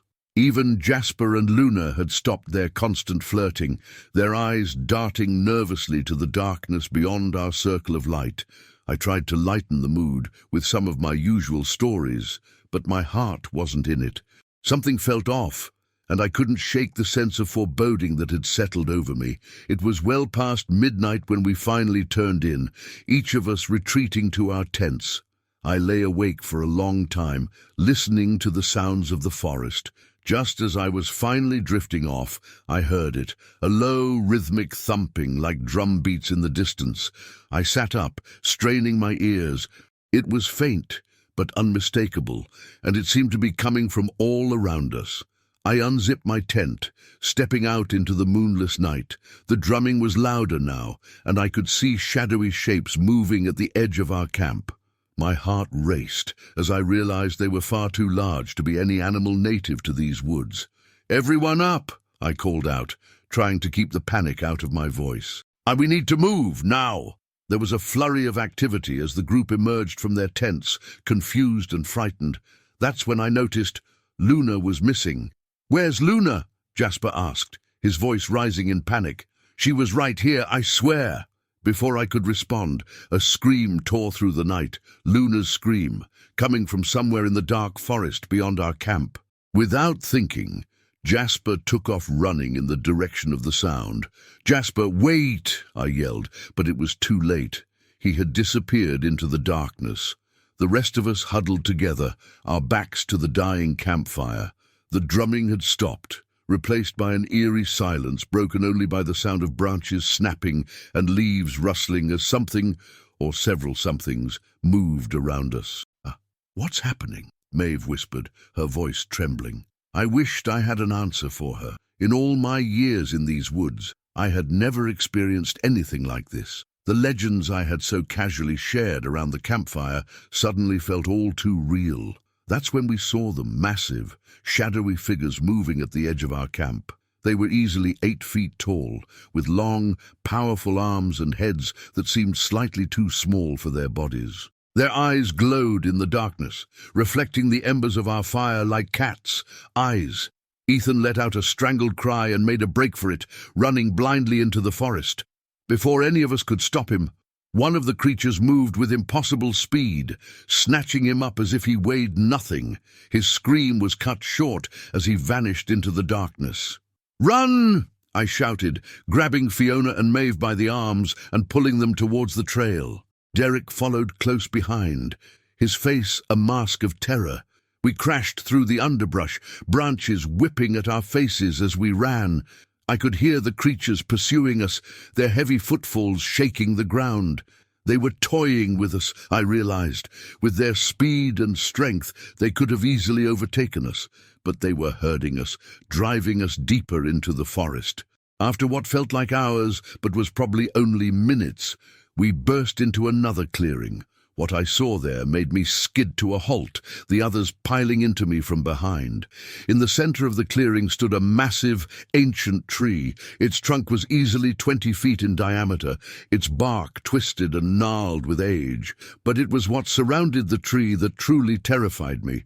Hundreds of objects, bits of clothing, backpacks, camping gear, even bones, hung from its branches, swaying gently in the night breeze. And there, at the base of the tree, lay Luna and Jasper, unconscious but seemingly unharmed. The creatures emerged from the forest, surrounding us. In the faint starlight, I could see them more clearly now. They were covered in thick, matted fur, their faces a disturbing blend of ape and man. One of them, larger than the rest, stepped forward. To my amazement, it spoke. The sound it made wasn't English or any language I recognized. It was a series of grunts, clicks, and rumbling vocalizations, but there was an unmistakable intelligence behind those sounds, a complexity that suggested language rather than animal noises. Derek, his academic curiosity apparently overriding his fear, stepped forward. "Fascinating," he murmured. "Oh, it's trying to communicate." The creature's head snapped towards Derek, its eyes narrowing. Before any of us could react, it reached out with one massive hand and grabbed him by the throat, lifting him off the ground as if he weighed nothing.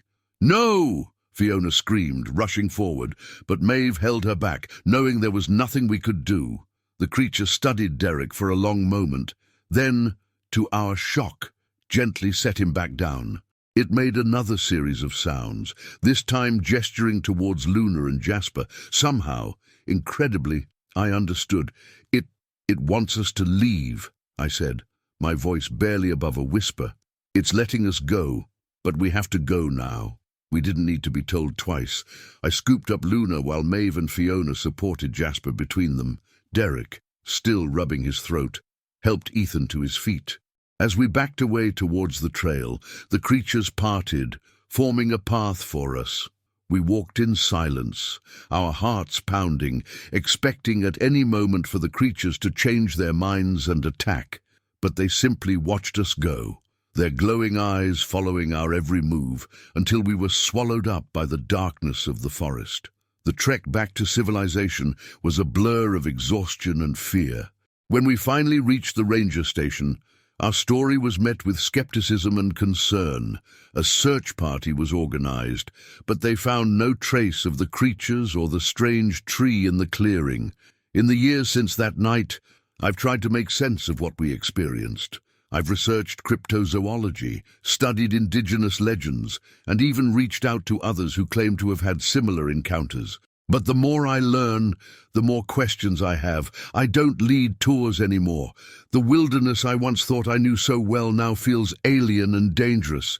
But sometimes, on quiet nights when the wind whispers through the trees, I find myself drawn to the edge of the forest. And I wonder what secrets still lurk in the shadows, waiting to be discovered by those brave or foolish enough to venture into the unknown. Because now I know the truth. There are things in this world that defy explanation, beings that inhabit the liminal spaces between our reality and something else entirely. And if you venture far enough into the wild places of the world, you just might catch a glimpse of them. But be warned, not all mysteries are meant to be solved, and some truths come at a terrible price. Story 10. The first growl echoed from the depths of the cave, freezing us in our tracks. We exchanged glances, the flickering light of our lantern casting long shadows on the damp stone walls. That's when we realized our shelter had become a trap. My name is Zephyr Hawthorne, and I've been an avid mountaineer for most of my life. But nothing in my years of scaling peaks and traversing treacherous terrain could have prepared me for what my climbing partner, Aspen Blackwood, and I encountered in that remote cave high in the Rocky Mountains. It was meant to be a routine ascent of Mount Silverback, a challenging but not impossible climb we'd been planning for months. We checked the weather forecast obsessively, packed our gear with meticulous care, and even splurged on some new high-tech climbing equipment. Everything pointed to a perfect expedition. The first 2 days of our climb were exhilarating. The weather was crisp and clear, offering breathtaking views of the surrounding wilderness. Aspen and I were in high spirits, our banter and laughter echoing off the rocky cliffs as we made our way higher up the mountain. On the third day, however, things took a turn for the worse. Dark clouds rolled in with alarming speed, bringing with them howling winds and a bone-chilling rain that threatened to turn to sleet at any moment. We knew we needed to find shelter fast or risk hypothermia. "There!" Aspen shouted over the wind, pointing to a dark opening in the cliff face about 100 yards above us. "Looks like a cave!" We scrambled up the slippery rocks, our hands numbed by the cold and our visibility severely limited by the driving rain.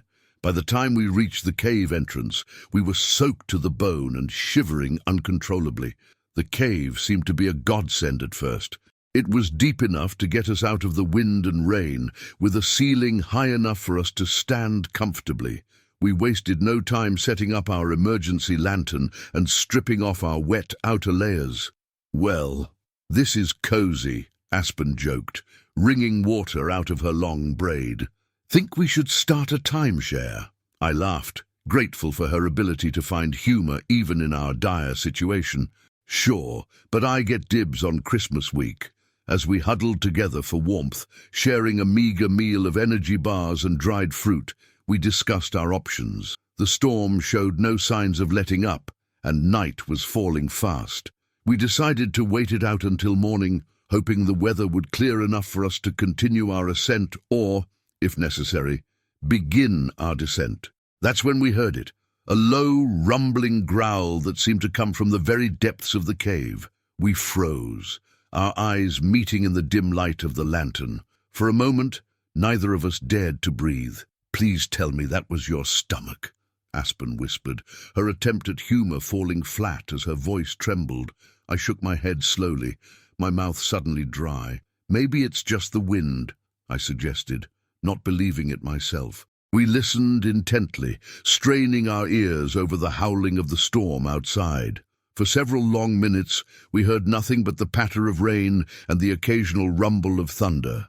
Just as we were starting to relax, convincing ourselves it had been our imagination, the growl came again, louder this time, closer. "We need to get out of here," I said, already reaching for my still damp jacket, but Aspen grabbed my arm, her eyes wide with fear. "And go where? We'll freeze to death out there." She was right, of course. The temperature had dropped significantly since we'd entered the cave, and the storm was still raging outside. We were trapped. Thinking quickly, I grabbed our climbing gear. "Help me set up a defensive perimeter," I said, trying to keep my voice calm. "Whatever's in here with us, we need to keep it at bay until morning." We worked feverishly, using our ropes to create trip lines near the back of the cave and positioning our ice axes and other sharp implements as makeshift weapons. All the while, the growls grew more frequent, punctuated by the sound of claws scraping against stone. As we huddled behind our hastily constructed barricade, I couldn't help but think of all the local legends I'd heard about these mountains. Tales of massive, ape-like creatures that roamed the wilderness, of ancient predators that had survived in isolated pockets since prehistoric times. I had always dismissed them as campfire stories meant to scare tourists. Now, I wasn't so sure. The hours crept by with agonizing slowness. Every shadow seemed to move. Every sound from the depths of the cave sent our hearts racing. We took turns keeping watch, though neither of us could have slept if we tried.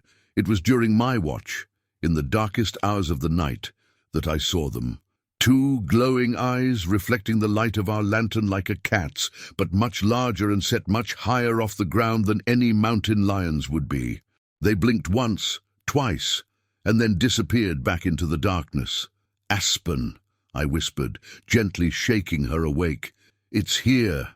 She sat up groggily, but any remaining sleep vanished from her eyes as soon as she saw my face. "What did you see?" Before I could answer, a massive shape lumbered into the dim circle of our lantern light. My breath caught in my throat as I took in the creature before us. It was enormous, easily 8 feet tall, with a body covered in thick, matted fur. Its arms were unnaturally long, ending in hands tipped with wicked claws.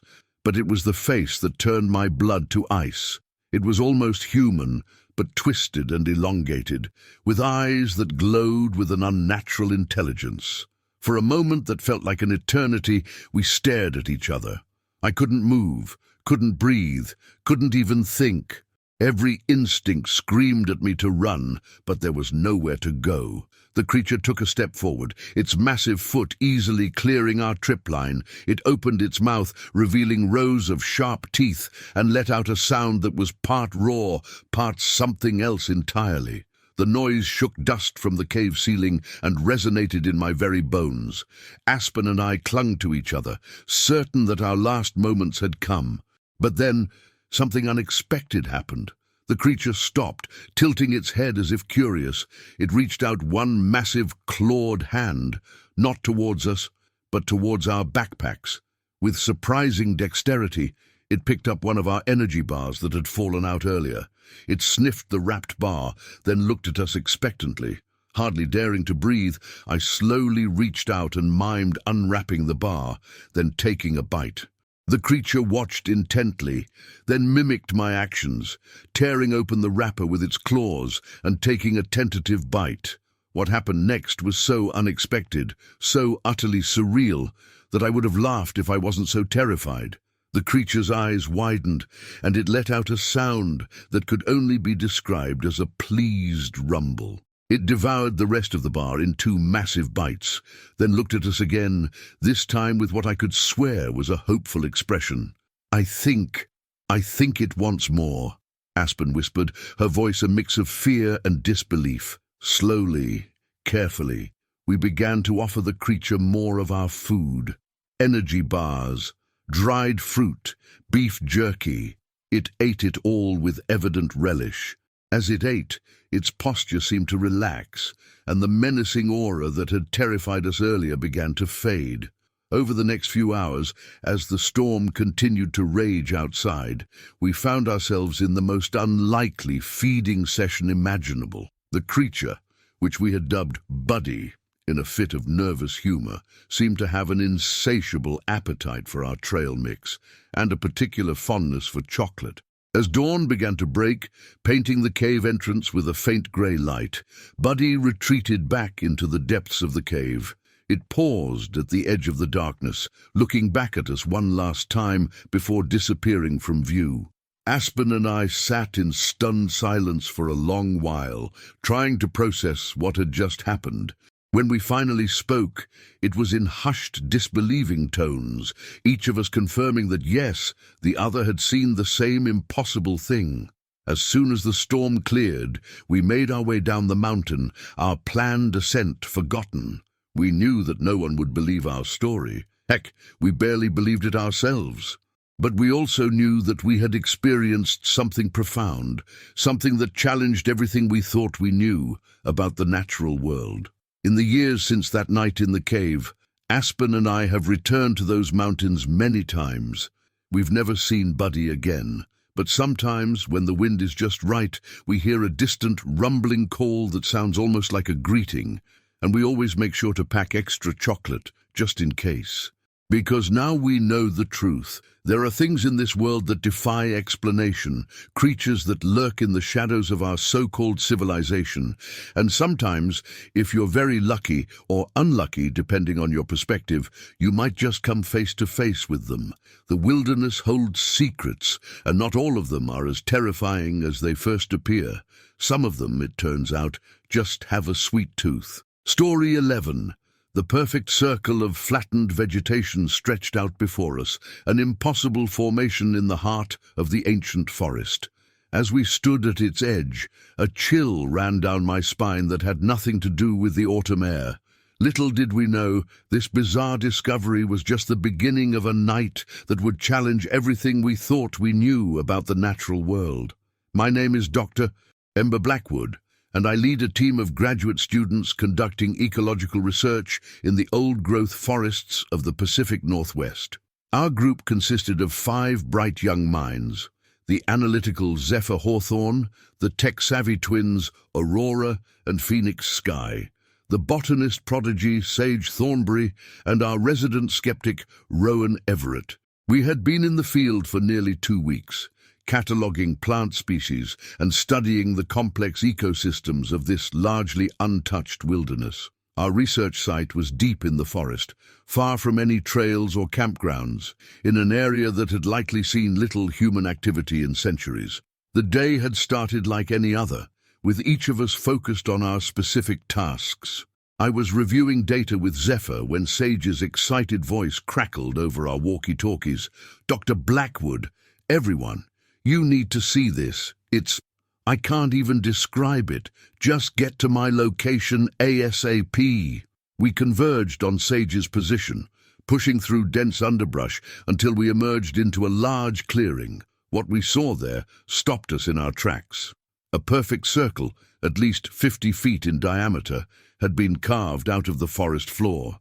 The vegetation within was completely flattened, as if an enormous weight had pressed it down. But it wasn't the circle itself that was most unsettling. It was the precision of it. The edge was a perfect, unbroken line, with not a single blade of grass or fern out of place. "What the hell?" Rowan muttered, voicing what we were all thinking. I approached the edge of the circle cautiously, my scientific mind already racing through possible explanations.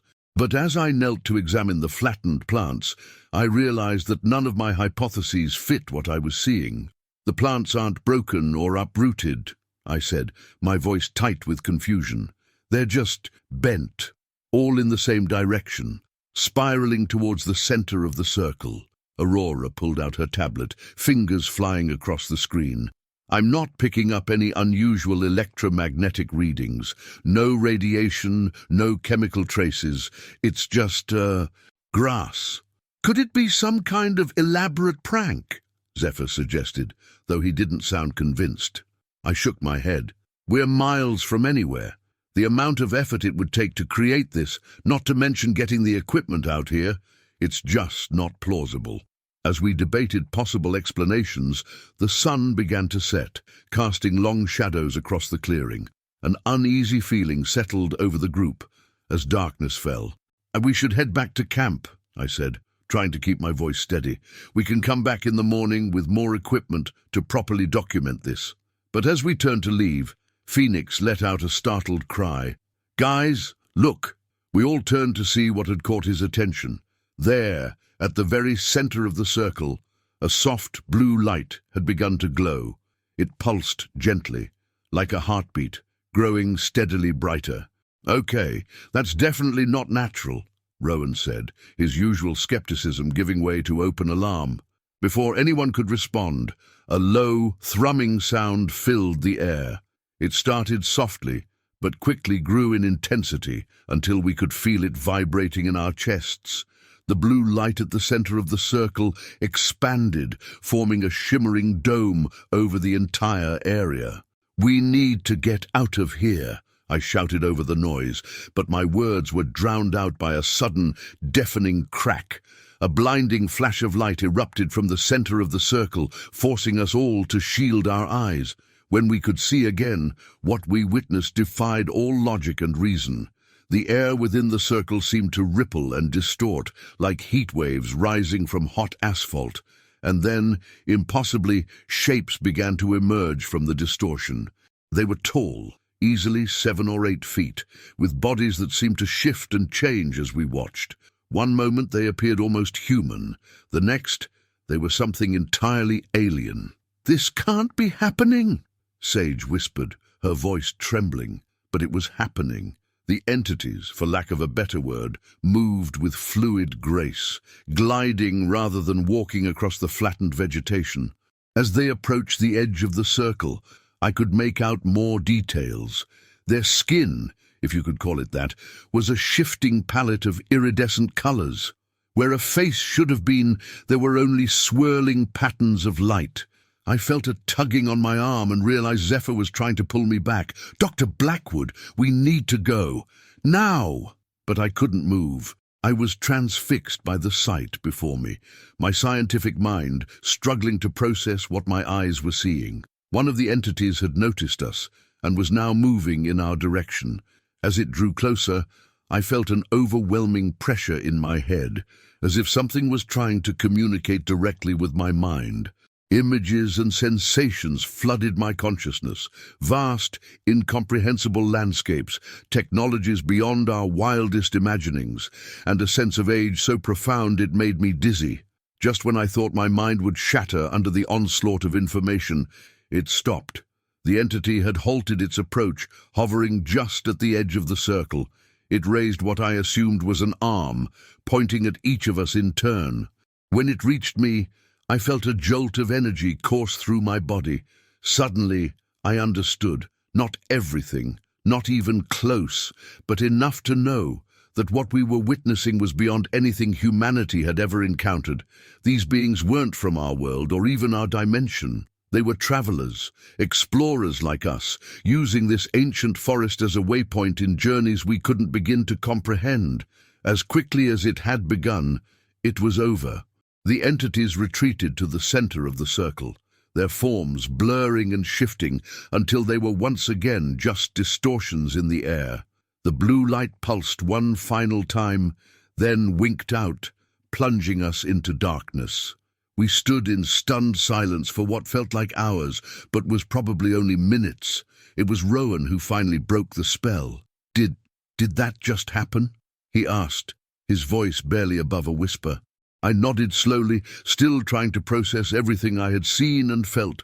It happened, and I don't think anyone is going to believe us. We made our way back to camp in a daze, each lost in our own thoughts. As we gathered around our small campfire, the reality of what we had witnessed began to sink in. "What do we do now?"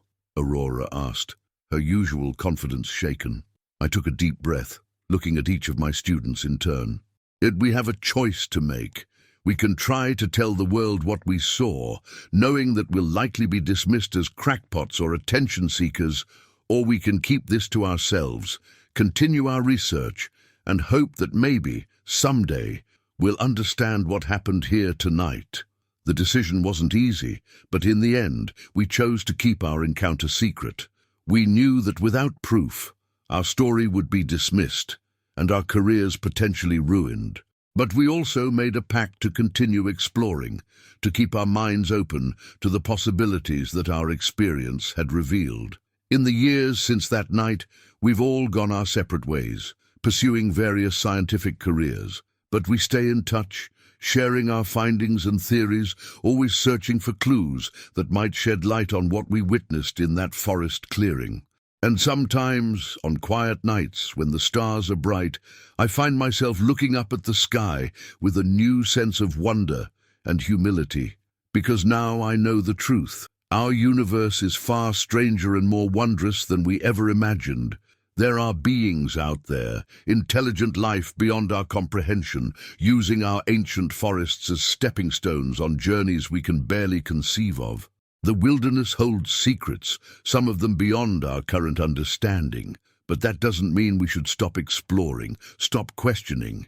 If anything, our experience has only fueled my passion for science and discovery, because who knows, maybe someday we'll be the ones stepping into that circle of flattened grass, ready to embark on our own impossible journey across the stars. Story 12. The forest has eyes. I've always known this, but tonight those eyes belong to something I can't explain, something that shouldn't exist. My name is Garrett Thorne, and I've been a park ranger at Blackwood National Forest for over a decade. I've seen my fair share of wildlife, from playful raccoons to majestic elk, but nothing could have prepared me for what I encountered on that moonless night in October. The air was crisp, carrying the scent of pine and decaying leaves as I began my nightly patrol. The darkness seemed thicker than usual, pressing against the beam of my flashlight like a living thing. I'd done this route 100 times before, but tonight, something felt off. I trudged along the familiar path, my boots crunching softly on the carpet of fallen leaves. The forest was eerily quiet, devoid of the usual nocturnal chittering and rustling. Even the wind seemed to hold its breath. About an hour into my patrol, I heard it, a sharp crack that shattered the silence like a gunshot. I froze, my hand instinctively moving to the holster at my hip. Years of experience told me it wasn't a hunter. Hunting was strictly prohibited in this part of the forest, especially at night. I swept my flashlight in a wide arc, searching for the source of the sound. The beam caught nothing but trees and underbrush. I was about to chalk it up to a falling branch when I saw movement out of the corner of my eye. Swinging the light back, I caught a glimpse of something large and dark moving between the trees. My heart rate spiked. Bears weren't uncommon in these parts, but they usually avoided humans. This one seemed to be moving parallel to me, keeping pace. "Hey there, big fella," I called out, trying to sound calm and authoritative. "No need to be curious. Just move along now." The shape paused, and for a moment I thought I saw the gleam of eyes reflecting my flashlight, but they were too high up to be a bear's, way too high. I took a step back, my mind racing. What the hell was I looking at? The shape moved again, and this time I saw it clearly. A massive, fur-covered body, easily 7 feet tall, walking on 2 legs. My breath caught in my throat. This couldn't be real. I blinked hard, certain I was seeing things, but when I opened my eyes, it was still there, closer now. I fumbled for my radio, my fingers numb with shock. "Base, this is Ranger Thorne. I've got a situation out here." "Over." Static crackled for a moment before a familiar voice responded. "Go ahead, Garrett. What's the problem?" I opened my mouth to reply, but the words wouldn't come. How could I explain what I was seeing without sounding insane? I'm not sure," I finally managed. "There's something out here, something big." "A bear?" "No," I said, my voice barely above a whisper. "It's walking on 2 legs." There was a long pause. "Oh, Garrett, are you saying—" Before she could finish, I heard another crack, much closer this time. I spun around, my flashlight beam cutting through the darkness, and there it was, not 20 feet away. The creature stood on 2 powerful legs, its body covered in thick, matted fur. Its arms hung at its sides, ending in hands, not paws, with long, curved claws, but it was the face that made my blood run cold. It was a twisted amalgamation of human and animal features, with a protruding snout and eyes that glowed with an unnatural intelligence. "Oh my God!" I breathed, unable to look away. The radio crackled to life. "Garrett, Garrett, are you there? What's going on?" The creature's ears twitched at the sound, and its lips pulled back in a snarl, revealing rows of sharp teeth. I knew I should run, but my legs wouldn't cooperate. I was rooted to the spot, trapped in the gaze of something that shouldn't exist. Slowly, deliberately, the creature took a step toward me, then another. Its movements were fluid, almost graceful, despite its massive size. I could hear its breathing now, deep and ragged. My training kicked in, overriding my paralysis. I took a step back, then another, trying to put distance between us without making any sudden movements. Easy now," I said, my voice shaking. "I don't want any trouble." The creature tilted its head, almost as if it understood me. For a moment I dared to hope that it might just leave me alone. That hope was shattered when it let out a bone-chilling roar that echoed through the forest. Birds erupted from nearby trees, their panicked cries adding to the cacophony. I turned and ran. Branches whipped at my face as I tore through the underbrush, my heart pounding in my ears. I could hear it behind me, crashing through the forest with terrifying speed. My radio bounced against my chest, the voice on the other end still calling my name. I risked a glance over my shoulder and immediately regretted it. The creature was gaining on me, its long strides eating up the distance between us. In the bobbing beam of my flashlight, I caught glimpses of its massive form, all rippling muscle and matted fur. My lungs burned as I pushed myself harder, searching desperately for some kind of escape. Up ahead, I spotted a cluster of boulders, remnants of a long-ago rock slide. It was my only chance. With a burst of speed I didn't know I possessed, I sprinted for the rocks. I could feel the creature's hot breath on the back of my neck as I dove between 2 massive boulders, squeezing through a gap barely wide enough for my body. I scrambled deeper into the rocky maze, scraping my hands and knees raw on the rough stone. Behind me, I heard the creature's frustrated roars as it tried to follow, its massive bulk preventing it from squeezing through. I didn't stop until I reached a small hollow in the center of the boulder field. Collapsing against the cool stone, I fought to catch my breath, my whole body trembling with adrenaline and fear. The creature's roars grew more distant as it circled the boulders, searching for a way in. I fumbled for my radio, my hands shaking so badly I could barely press the talk button. "Base," I gasped. "This is Thorne. I need immediate assistance. Send everyone." "Garrett, what's happening?" "Are you hurt?" I laughed, a hysterical edge to the sound. "You wouldn't believe me if I told you. Just please hurry." I let the radio fall to my chest, closing my eyes and trying to slow my racing heart. What the hell had I just seen? My mind cycled through possibilities: a bear with some kind of deformity, a hoax, a hallucination brought on by exhaustion, or some kind of toxic fungus spore. But deep down, I knew the truth. I had seen something that defied explanation, something that shouldn't exist outside of campfire stories and cryptid forums. The sound of breaking branches snapped me back to reality. The creature was still out there, prowling around the boulders. I held my breath, pressing myself deeper into the shadows of my rocky shelter. Minutes stretched into hours as I huddled there, jumping at every sound. The creature's roars had faded to occasional grunts and snuffles, but I knew it hadn't given up. It was waiting, just as I was. As the first hints of dawn began to lighten the sky, I heard the blessed sound of voices calling my name. The creature let out one final, frustrated roar before I heard it crashing away through the underbrush. "Here!" I shouted, my voice hoarse. "I'm over here." A search party led by my colleague, Ranger Evelyn Reeves, found me still huddled among the boulders. The relief on their faces turned to confusion as they took in my wild-eyed, disheveled state. "Garrett, what happened?" Evelyn asked, as she helped me to my feet. "You look like you've seen a ghost." I shook my head, unsure how to even begin explaining. "Not a ghost," I mumbled. Something else." As we made our way back to the ranger station, I recounted my experience in halting, disjointed sentences. I could see the doubt in their eyes, the concerned glances they exchanged when they thought I wasn't looking. But when we reached the area where I'd first encountered the creature, even the skeptics fell silent. The forest floor was churned up, with massive, unidentifiable tracks sunk deep into the soft earth. Claw marks scored the nearby trees, some over 8 feet off the ground. Evelyn crouched down to examine one of the tracks, her face pale. "Garrett," she said slowly, "what the hell made these?" I looked out into the forest, half expecting to see glowing eyes staring back at me. "I don't know," I admitted, "but whatever it is, it's still out there.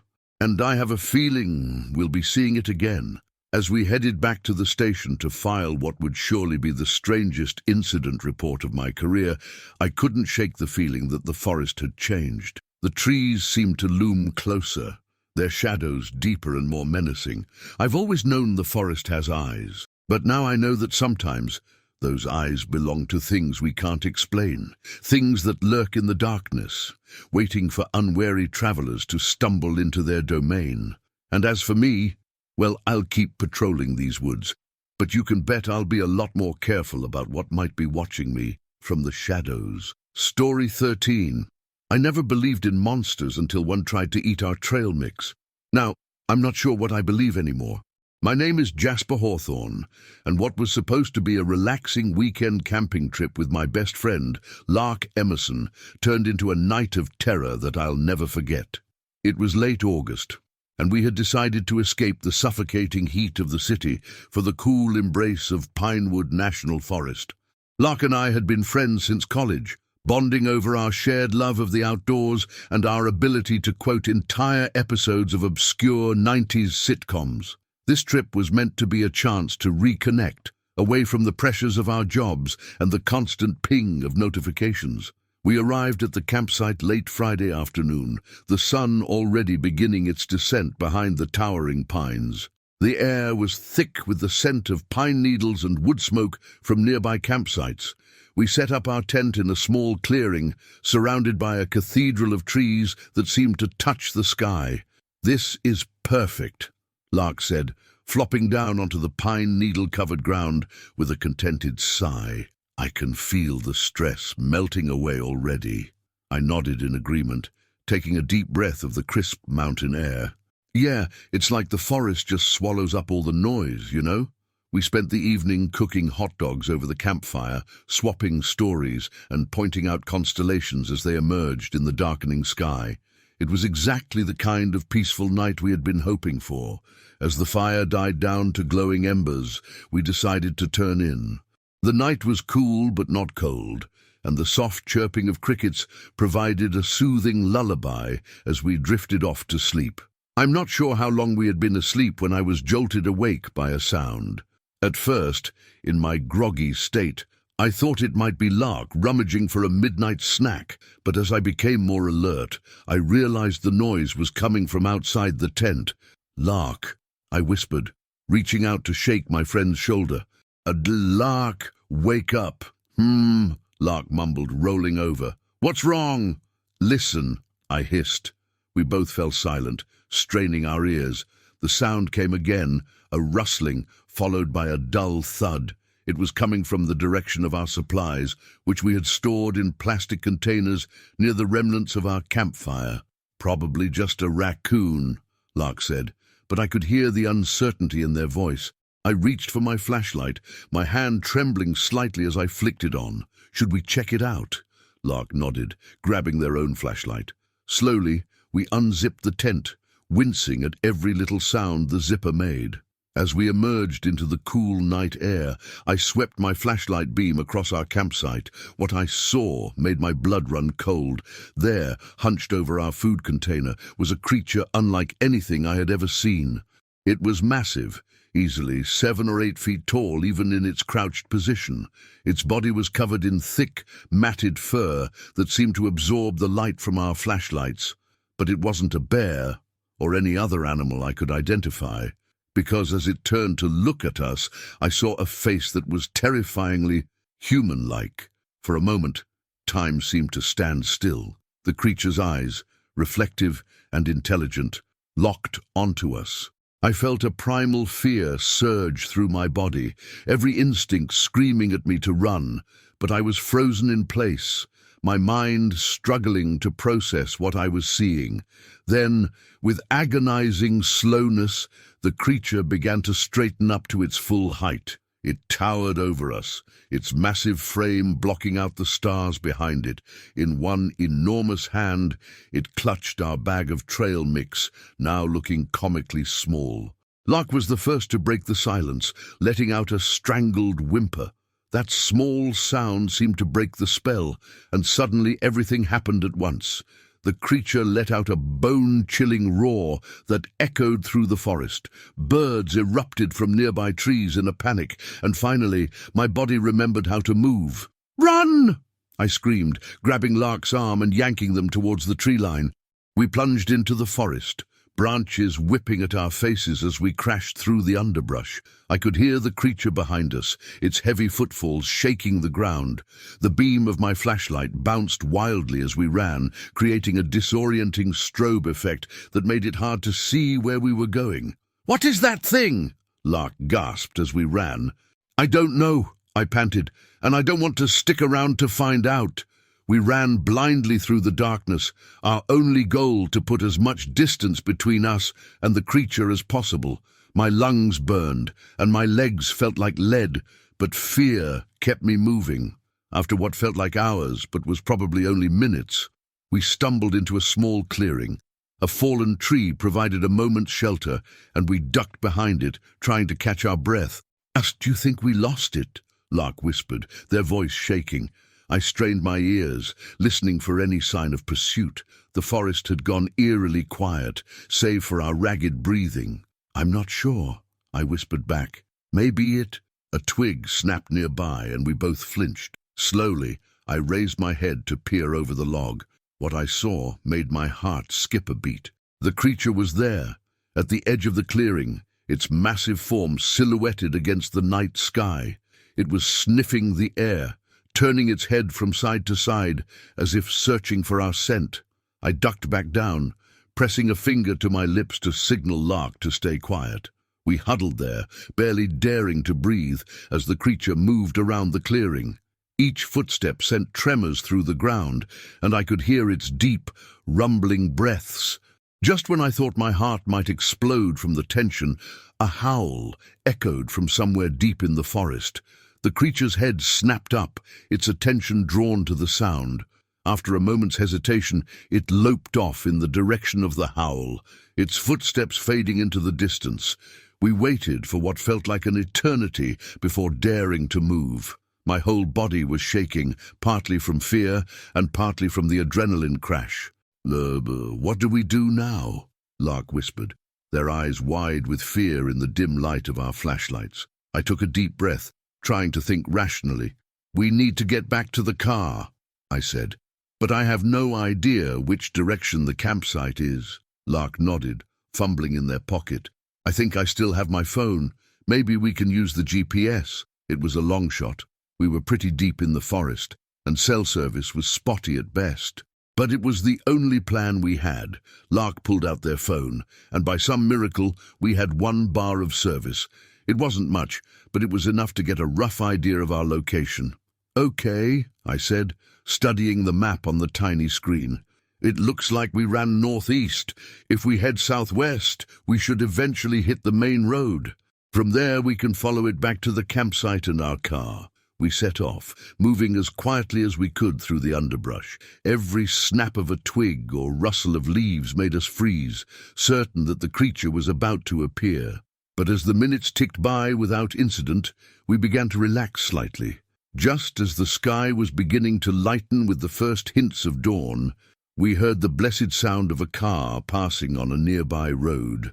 We quickened our pace, finally breaking through the tree line onto the shoulder of the main park road. "We made it," Lark said, their voice thick with relief. But our ordeal wasn't over yet. We still had to make it back to our campsite and our car. We set off down the road, constantly looking over our shoulders and jumping at every sound. When we finally reached our campsite, we found it in disarray.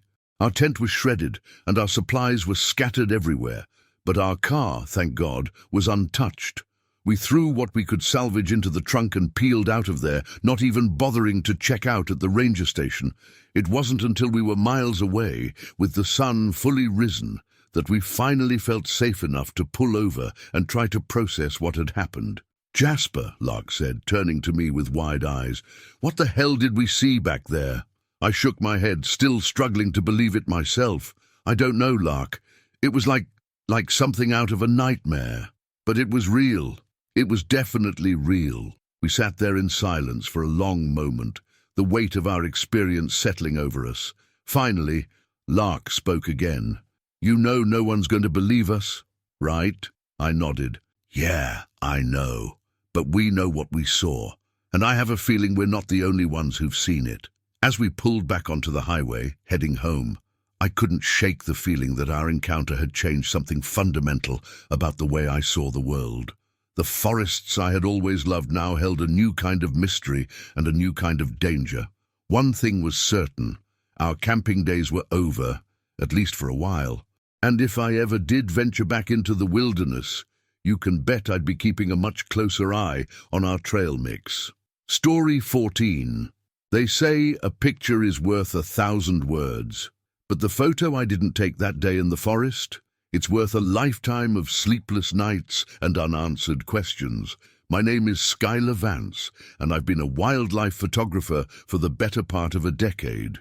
I've captured images of everything from playful otters to majestic grizzlies, but nothing in my career could have prepared me for what I encountered in the depths of Shadow Mist National Forest. It was early October, and I had been commissioned by a nature magazine to get some shots of the forest's fall foliage and wildlife. The assignment was straightforward enough: spend a week in the wilderness, document the changing seasons, and hopefully snap a few pics of the local fauna going about their autumn routines. I'd set up my base camp near a small clearing, close enough to a stream to have easy access to water, but far enough from the main hiking trails to avoid human interference. My tent was a cozy one-person affair, just big enough for me and my gear.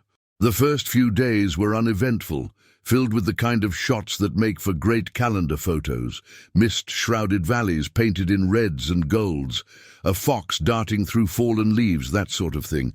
But I was hoping for something more dramatic, the kind of shot that could make a magazine cover. On the 4th night, I decided to try my luck with some nocturnal photography. I'd heard reports of an unusually large wolf pack in the area, and the thought of capturing them in the moonlight was too tempting to pass up. I found a sturdy oak tree with a good view of a small meadow and set up my equipment. The tree stand I used was about 15 feet off the ground, high enough to keep me out of immediate danger if any large predators came by. but low enough that I could still get clear shots. As the sun set and darkness fell, the forest came alive with a different kind of energy. Owls hooted in the distance, and small creatures rustled in the underbrush. I settled in for a long night, my camera at the ready. Hours passed without much excitement. I was starting to think about packing it in when I heard it, a long, mournful howl that sent shivers down my spine. It didn't sound quite like a wolf or any other animal I'd ever heard. It was deeper, more guttural, almost human-like. I raised my camera, heart pounding with excitement. This could be it, the shot I'd been waiting for. The howl came again, closer this time.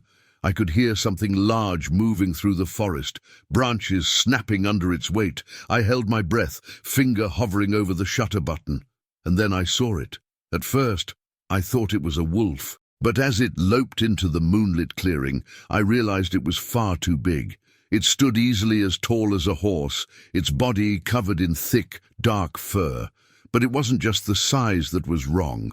Its proportions were off, its front legs longer than its hind legs, giving it an almost human-like gait. I froze, my finger still on the shutter button, but unable to press it. The creature paused in the middle of the clearing, raising its head to sniff the air. And then it turned, looking directly at my tree. In that moment, as its eyes reflected the moonlight, I saw intelligence there. This wasn't just an animal. There was something else behind those eyes, something that sent a primal fear coursing through my body. The creature took a step towards my tree, then another. I could hear its breathing now, deep and ragged. My own breath was coming in short, panicked gasps, and I prayed it couldn't hear the thundering of my heart. It was directly beneath my tree now, looking up. I could see its face clearly in the moonlight, and it was like nothing I'd ever seen before. It had the general shape of a wolf's head, but the features were all wrong. The snout was shorter, the forehead higher, and the eyes, God, the eyes were almost human. I don't know how long we stayed like that, locked in a silent stare down. It felt like hours, but it was probably only a few minutes. Every instinct was screaming at me to run, but I knew that any sudden movement would likely trigger the creature's predatory instincts. Finally, after what seemed like an eternity, the creature lowered its gaze. It sniffed the base of the tree one last time, then turned and loped back into the forest, disappearing as silently as it had appeared. I stayed in that tree until dawn, too terrified to move. As the first rays of sunlight filtered through the trees, I finally found the courage to climb down. My legs shaking so badly I nearly fell. I practically ran back to my campsite, throwing my gear haphazardly into my backpack. I needed to get out of there, to get back to civilization, where I could try to make sense of what I'd seen. As I was packing up my tent, a thought struck me that made my blood run cold. In all the excitement and fear, I had forgotten the most important thing, the camera. I had been so paralyzed by fear that I hadn't taken a single photo of the creature. I grabbed my camera, hands shaking as I turned it on and scrolled through the images. Sunset, trees, a blurry owl, and nothing else. No evidence of the monstrous creature I had seen. Part of me was relieved. Without photographic evidence, I could almost convince myself that it had been a hallucination, a vivid nightmare brought on by too many nights alone in the woods. But deep down, I knew the truth. What I had seen was real, and it was still out there. I made it back to my car in record time, throwing my gear in the trunk and peeling out of the parking lot. As I drove away from Shadow Mist National Forest, I couldn't shake the feeling that I was being watched. Every shadow in the rearview mirror looked like a monstrous shape. Every movement in the trees along the road made me flinch. When I finally made it back to my apartment, I spent hours poring over books and websites, trying to find any information on what I might have seen. Wolves, too big, bears, wrong shape. The closest thing I could find were legends of dogmen or werewolves, but those were just myths, weren't they? In the days and weeks that followed, I found myself unable to focus on my work. Every time I raised my camera, I half expected to see that creature's eyes reflected in the lens. I turned down assignments that would take me into remote areas, sticking to city parks and well-traveled nature reserves. I debated whether to tell anyone about what I had seen. Who would believe me? Without photographic evidence, I'd be laughed out of any serious scientific discussion. And the cryptid community. Well, I wasn't sure I was ready to go down that rabbit hole, but the experience changed me in ways I'm still trying to understand. I used to see the forest as a place of beauty and wonder. Now, I can't help but see the shadows, the hidden places where unknown creatures might be watching and waiting. I still take photos, but now I'm always looking over my shoulder, always listening for that unearthly howl. And sometimes, when I'm editing my photos late at night, I swear I can see a pair of intelligent, inhuman eyes staring back at me from the shadows of the trees. I don't know what I saw that night in Shadow Mist National Forest. I don't know if it was a previously undiscovered species, some kind of genetic anomaly, or something that science can't explain. But I do know this. There are things in this world that defy our understanding, creatures that lurk just beyond the reach of our flashlights and cameras. And sometimes, when the wind howls and the shadows deepen, I find myself wondering, is it out there, watching and waiting, and what would happen if next time it decided not to walk away? The forest has its secrets, and some of them are better left uncaptured. But the image of that creature, burned into my memory, is one photo I'll never be able to delete. Story 15. I've been a hunter for 30 years, but nothing could have prepared me for the day I became the hunted. My name is Wyatt Callahan, and I've spent more time in the wilderness than most people spend in office cubicles. I know every crack and crevice of the Whispering Pines National Forest like the back of my hand, or at least I thought I did. It was late November, and the first heavy snow of the season had blanketed the forest in a thick white shroud. The kind of snow that muffles all sound and makes you feel like you're the only person left in the world. I'd set out at dawn, hoping to bag a nice buck before the season ended. The day started like any other hunting trip. I parked my old Ford at the trailhead, shouldered my rifle, and set off into the silent, snow-covered woods. The air was crisp and clean, and my breath puffed out in little clouds as I trudged through the knee-deep snow. About 2 hours in, I came across the first set of tracks. At first glance, they looked like deer tracks, but something was off. They were deeper than they should have been, even accounting for the soft snow, and they were spaced farther apart, suggesting an animal with a longer stride than any deer I'd ever encountered. Intrigued, I decided to follow the tracks. As a hunter, you learn to read the story written in the snow and mud. These tracks were telling a tale I'd never seen before. As I followed the trail, the forest seemed to grow quieter, if that was even possible. The usual chittering of winter birds and the rustle of small animals in the underbrush had ceased entirely. It was as if the whole forest was holding its breath. The tracks led me deeper into the woods than I'd planned to go. I was just about to turn back when I saw it, a flash of movement up ahead. I raised my rifle, my heart pounding with the thrill of the hunt. But what stepped into the clearing wasn't a deer. It wasn't anything I'd ever seen before. The creature was massive, standing easily 8 feet tall. Its body was covered in thick, matted fur, a dirty white color that blended seamlessly with the snowy backdrop. But it wasn't the size that made my blood run cold. It was the way it moved. The thing was standing on 2 legs. For a moment, I thought I must be seeing things. Maybe it was a bear, standing up to get a better look. But then it turned, and I saw its face. It was like a nightmare version of a human face, elongated and covered in fur, with eyes that glowed with an unnatural intelligence. I stood there, frozen in shock and disbelief, my rifle hanging uselessly at my side. The creature hadn't seen me yet. It was hunched over something on the ground, a deer carcass, I realized with a jolt of horror. As I watched, unable to move, unable even to breathe, the creature reached down with hands, not paws, but actual hands with opposable thumbs, and tore into the deer's flesh. A twig snapped under my foot, and the creature's head snapped up. Our eyes met, and in that moment I knew true fear. It rose to its full height, blood dripping from its muzzle, and let out a roar that shook the snow from the trees, and then it charged. I turned and ran, my mind blank with terror. I crashed through the underbrush, branches whipping at my face, my lungs burning as I gasped for air. I could hear it behind me, its heavy footfalls shaking the ground. I don't know how long I ran. Time seemed to lose all meaning as I fled through the snow-covered forest. All I knew was that I had to keep moving, had to find some way to escape this impossible predator. Finally, I burst out of the tree line onto a small cliff overlooking a frozen river.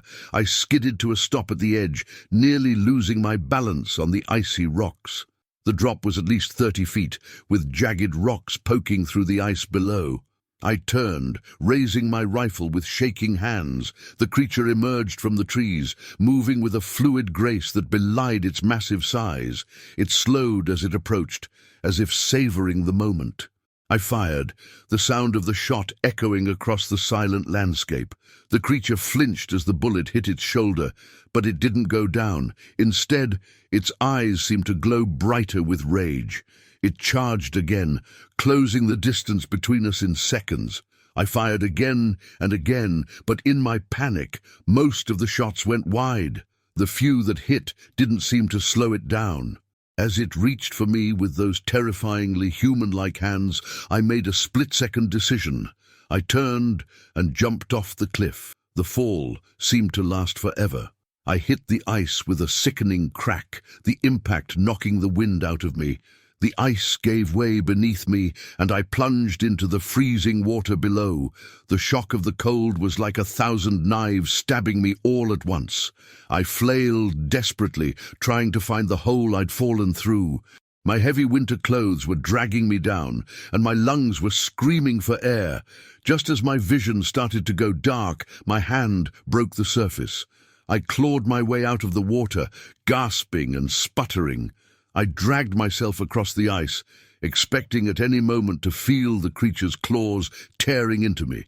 But when I looked back, the cliff was empty. The creature was gone. I stumbled through the snow, soaked to the bone and shivering uncontrollably. By some miracle, I found my way back to my truck. I cranked the heat as high as it would go and sat there, trembling, trying to process what had just happened. Part of me wanted to write it off as a hallucination. Maybe I'd fallen and hit my head. Maybe I'd eaten some bad jerky and it had given me vivid nightmares. But I knew, deep down, that what I'd seen was real. I didn't report what I'd seen. Who would believe me? I'd be laughed out of town, or worse, locked up in a psych ward. But I couldn't forget it either. In the weeks that followed, I pored over every book and website I could find about local legends and cryptids. I found stories of Bigfoot sightings, tales of the Wendigo, even a few accounts of something called a Dogman. But none of them quite matched what I'd seen. I haven't been back to that part of the forest since that day. I still hunt, but now I stick to the well-traveled areas. The places where other hunters and hikers are always within shouting distance, and I always keep one eye on the tree line, watching for any sign of movement. Sometimes, late at night when the wind is howling outside my window, I find myself wondering about that creature. Where did it come from? Are there more like it out there? And what would have happened if I hadn't jumped off that cliff? I don't have answers to those questions, and maybe I never will. But I do know this. The wilderness is vast, and there are things out there that defy explanation, things that lurk in the shadows just beyond the reach of our understanding. So, the next time you're in the woods, and you see a set of tracks that don't quite make sense, or hear a sound that sends shivers down your spine, remember my story. And remember that sometimes the hunter can become the hunted in the blink of an eye. As for me, well, I still love the thrill of the hunt, but these days I make sure I'm home before dark, because when night falls in Whispering Pines National Forest, there's no telling what might be watching from the shadows, waiting for its chance to turn the tables on unsuspecting prey. And those tracks in the snow, they're still out there, telling a story that most people aren't ready to hear. A story of a creature that shouldn't exist, in a world that suddenly seems a lot bigger and a lot more mysterious than I ever imagined. Story 16. They say ignorance is bliss. But after what happened that night in Whispering Pines, I'd say ignorance is just a comforting lie we tell ourselves to sleep at night. My name is Rowan Hayes, and I used to think camping was fun. That was before the night something straight out of a nightmare decided to crash our little expedition. It was supposed to be a simple weekend getaway. Me and my two best friends from high school, Zephyr and Aspen, decided to celebrate our reunion after 4 years apart at different colleges. We chose Whispering Pines National Park, a place we'd camped at countless times during our teenage years. It was familiar, beautiful, and far enough from civilization to feel like a real adventure. We arrived late Friday afternoon, the sun already dipping below the tree line as we set up our tent in a small clearing. The air was crisp with the promise of autumn, carrying the scent of pine and wood smoke from distant campfires. Just like old times, huh? Zephyr grinned, hammering the last tent stake into the ground. Aspen rolled her eyes, but I could see the smile tugging at her lips. Except now we can legally drink around the campfire. We spent the evening reminiscing about our high school days, roasting marshmallows, and sharing stories about our college experiences. As the fire died down to glowing embers, we decided to turn in for the night. I'm not sure what time it was when I woke up. The moon was high in the sky, casting long shadows through the trees. At first, I thought it was the call of nature that had roused me, but then I heard it, a sound that made my blood run cold.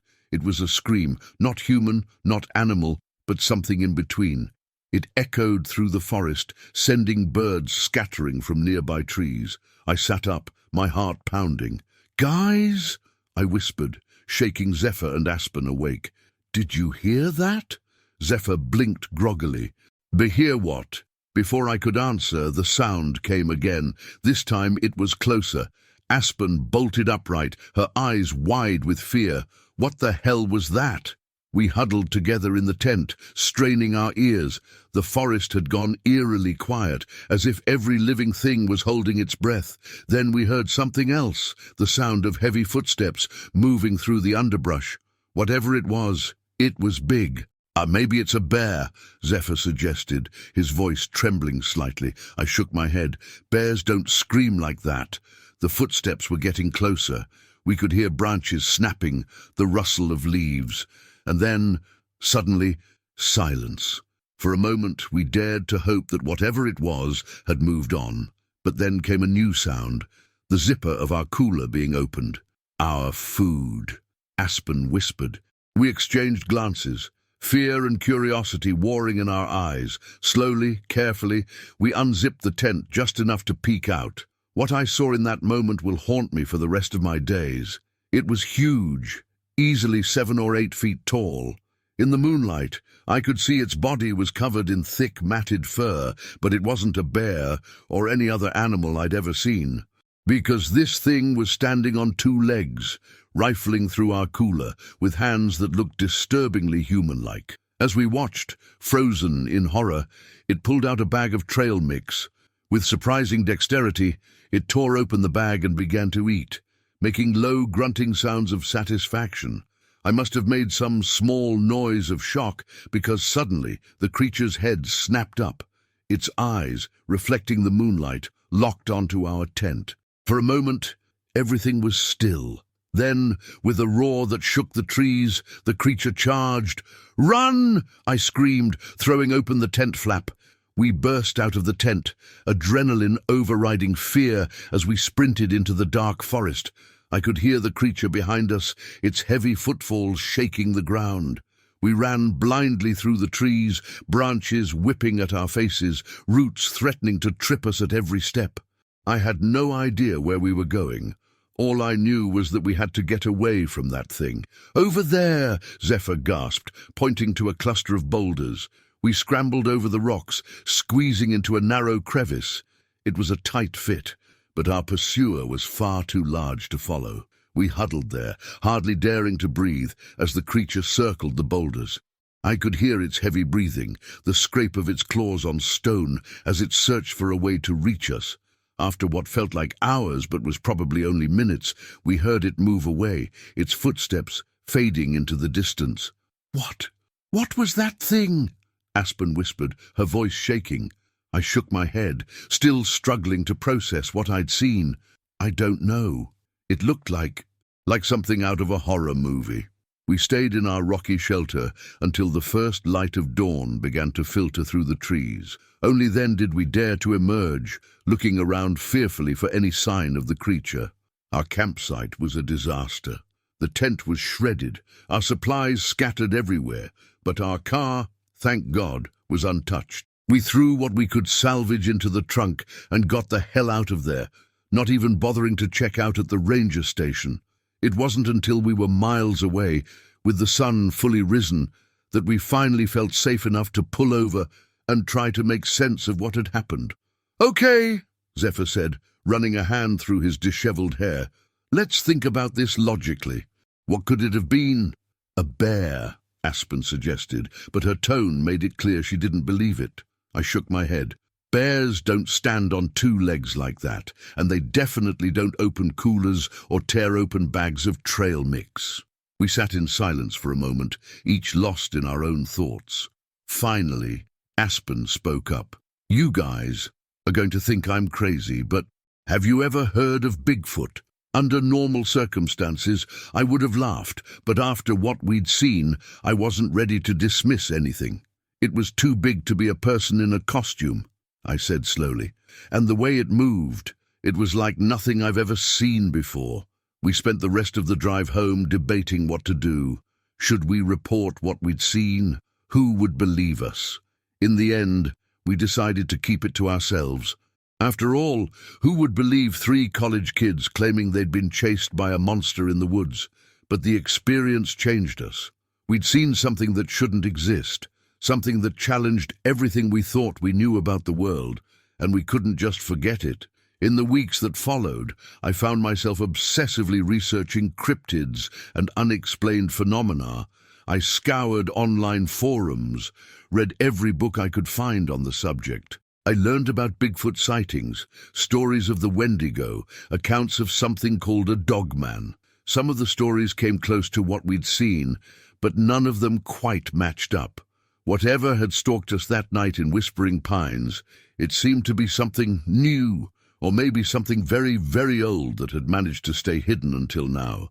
Zephyr and Aspen dealt with it in their own ways. Zephyr threw himself into his studies, as if burying himself in normality could erase the memory of that night.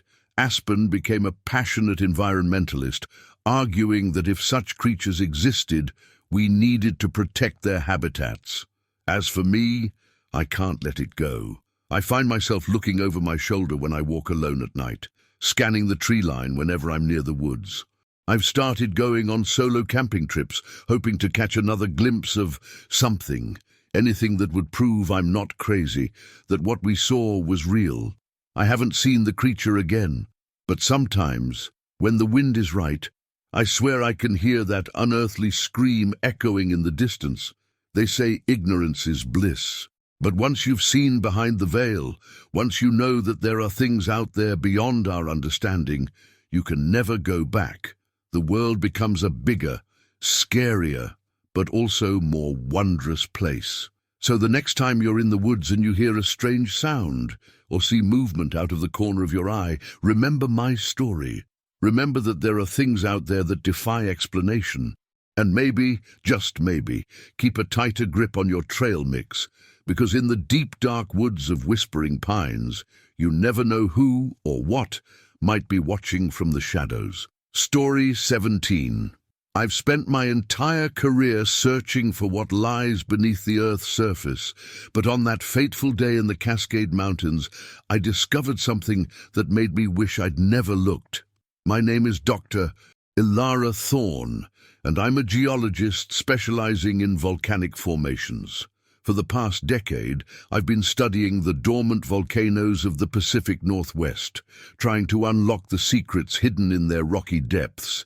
It was supposed to be a routine expedition. Collect some samples, take some measurements, and be back in time for dinner. Instead, it turned into a nightmare that still haunts me to this day. The morning started like any other field day. I parked my weathered Jeep at the base of Mount Obsidian, a lesser-known peak in the Cascade Range. The air was crisp with the promise of autumn, carrying the scent of pine and distant snow. I shouldered my backpack, heavy with equipment, and set off up the winding trail. As I hiked, I couldn't shake the feeling that something was off. The forest was too quiet. No birdsong, no rustle of small animals in the underbrush.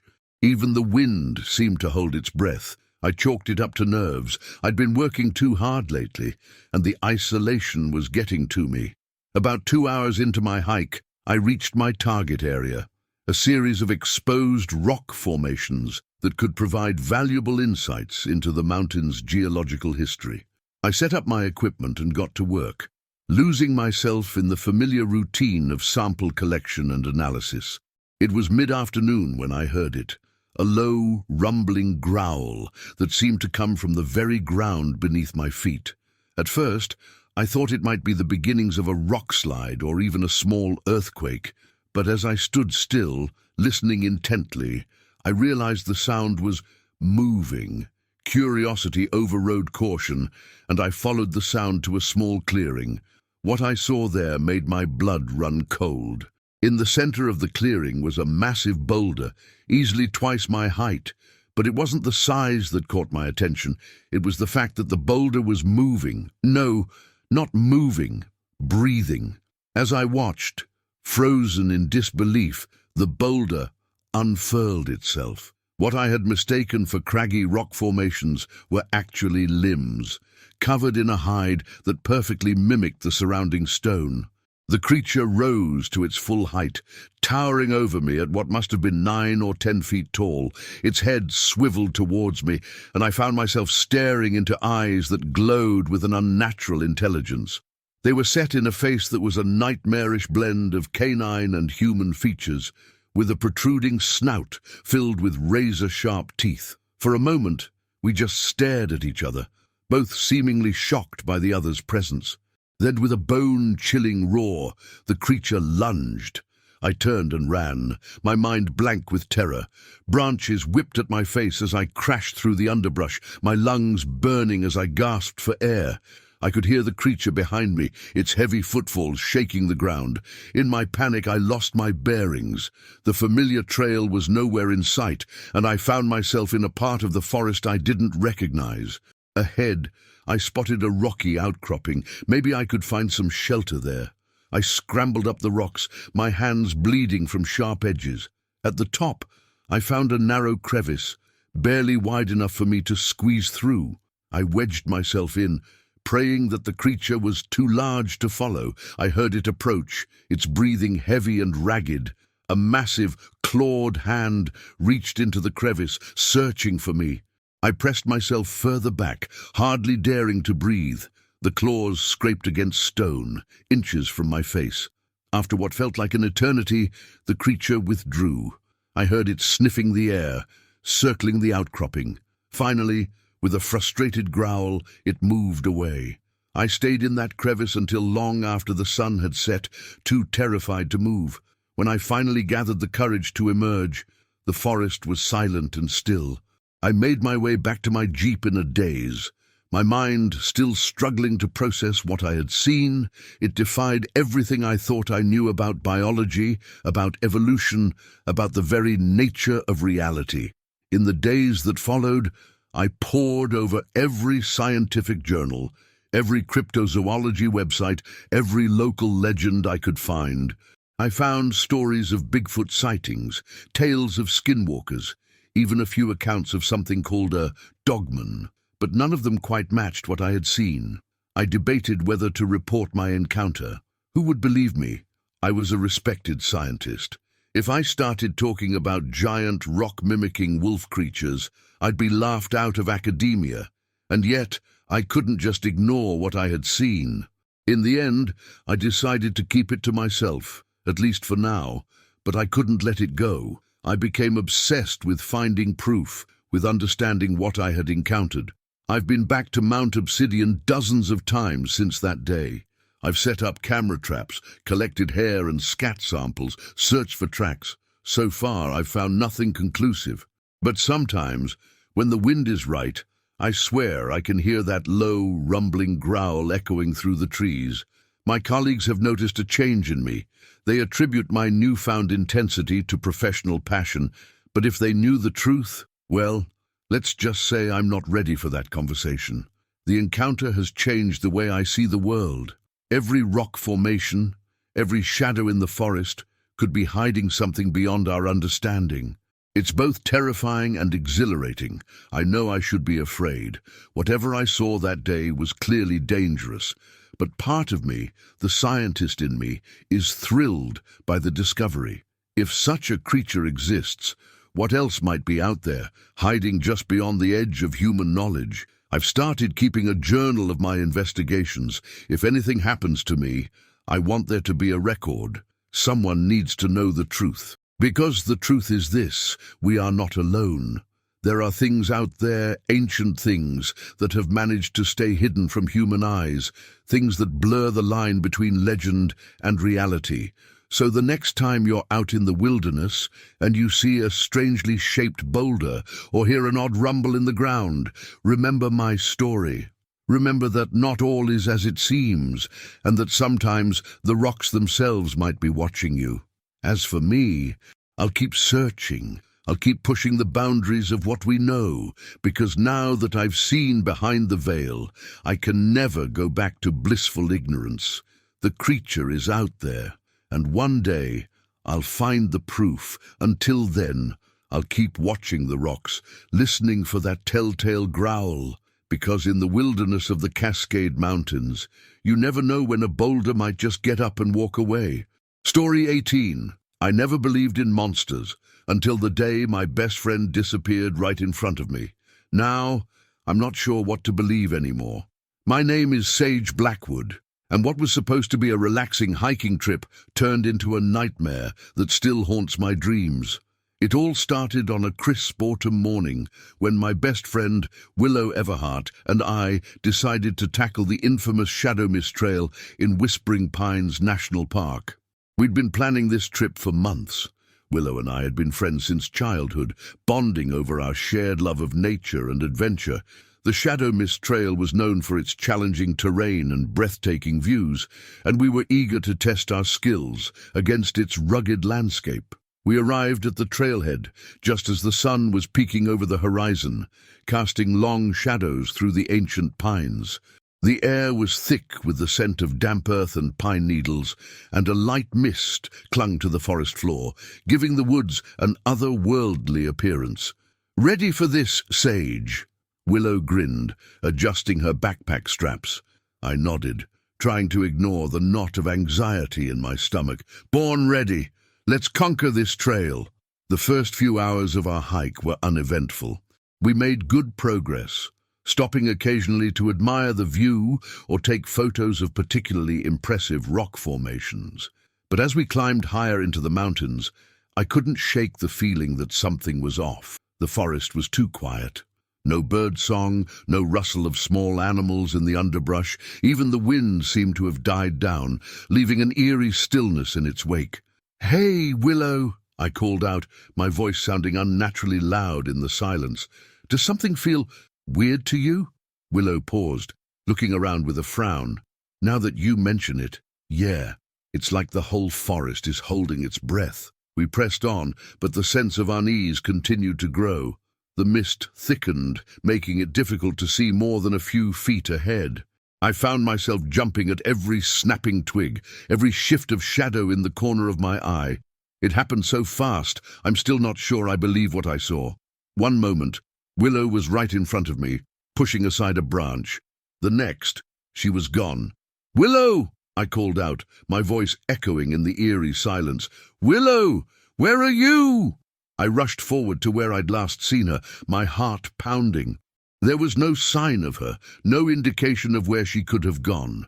It was as if the forest had simply swallowed her whole.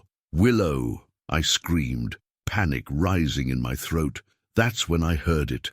A low, guttural growl that seemed to come from everywhere and nowhere at once. I spun around, searching for the source of the sound, and that's when I saw it. At first, I thought it was just another shadow, a trick of the mist. But as I stared, the shadow moved, resolving into a form that made my blood run cold. It was huge, easily 8 feet tall, with a body covered in thick, matted fur. But it wasn't the size that terrified me. It was the face. It was like a nightmarish blend of wolf and human, with glowing eyes that fixed on me with an unnatural intelligence. For a moment, we just stared at each other, frozen in mutual shock. Then, with a roar that shook the very trees, the creature lunged towards me. I ran like I'd never run before, crashing through the underbrush with no regard for the trail or my own safety. Branches whipped at my face, roots threatened to trip me at every step, but I didn't dare slow down.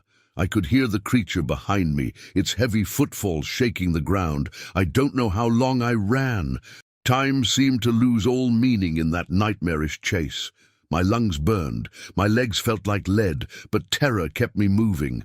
Finally, I burst out of the tree line onto a rocky outcropping. Ahead of me, the ground fell away into a steep ravine. I skidded to a stop at the edge, nearly losing my balance on the loose rocks. I turned, raising my hands in a futile gesture of defense. The creature emerged from the trees, moving with a fluid grace that belied its massive size. It slowed as it approached, as if savoring the moment. "Please," I gasped, though I knew it was useless. "What do you want? Where's Willow?" The creature tilted its head, almost curiously, and then, to my utter shock, it spoke. "She is safe," it growled, its voice like gravel being crushed. "For now." I stared, my mind struggling to process what was happening. You can talk. What are you?" The creature's lips pulled back in what might have been a smile, revealing rows of razor-sharp teeth. "We are the guardians of this forest. We have watched your kind for centuries, hiding in the shadows, protecting our home from those who would destroy it. But Willow, we weren't trying to destroy anything," I protested. "We were just hiking. Your friend strayed from the path," the creature growled. "She trespassed in sacred places. She must learn respect for the old ways." My mind raced, trying to make sense of what I was hearing. "Please," I begged, "let her go. We'll leave. We won't come back, I promise." The creature regarded me for a long moment, its glowing eyes seeming to peer into my very soul. Finally, it spoke again. "You may go. Tell your people what you have seen here today. Warn them of the consequences of trespassing in our domain. But know this, we will be watching, always watching." With that, the creature turned and melted back into the forest, leaving me alone on the rocky outcropping. I stood there for what felt like hours, my mind reeling.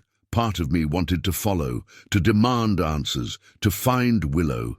But the rational part of my brain knew that would be suicide. Eventually, I made my way back down the mountain. The hike that had taken us hours on the way up seemed to pass in a blur. When I finally reached the ranger station at the base of the trail, I was met with a scene of chaos. Search and rescue teams were mobilizing, park rangers were interviewing hikers, and in the middle of it all was Willow, looking shaken but unharmed. I ran to her, pulling her into a tight hug. "Willow, you're okay. What happened? How did you get here?" Willow looked at me, her eyes wide and confused. I don't know. One minute I was on the trail with you, the next I was here. I don't remember anything in between." I opened my mouth to tell her what I'd seen, but the words caught in my throat. Who would believe me? I'd be labeled as crazy or worse, as some kind of hoaxer. In the end, I said nothing. I gave a vague statement to the rangers about getting separated in the mist and left it at that. But I couldn't forget what I'd seen, what I'd heard. In the weeks and months that followed, I pored over every book, every website, every local legend I could find about Whispering Pines. I found stories of hikers going missing, of strange sightings in the woods, of ancient Native American legends about guardian spirits of the forest. I've been back to Shadow Mist Trail many times since that day. I've never seen the creature again. But sometimes, when the mist rolls in and the forest goes quiet, I swear I can feel eyes watching me from the shadows. Willow doesn't remember anything about her disappearance, and I've never told her what really happened. How could I? But our friendship has changed. There's a distance between us now, a secret I can never share. As for me, I'll never look at the wilderness the same way again. I know now that there are things out there beyond our understanding, ancient beings that lurk just beyond the edge of our perception. So the next time you're hiking in the woods and you feel like something's watching you, remember my story. Remember that not all trails lead where you expect them to, and that sometimes the monsters in the shadows are all too real. And if you ever find yourself on Shadow Mist Trail, stick to the path, because in Whispering Pines National Park, straying too far might lead you to places you can never return from. Story 19.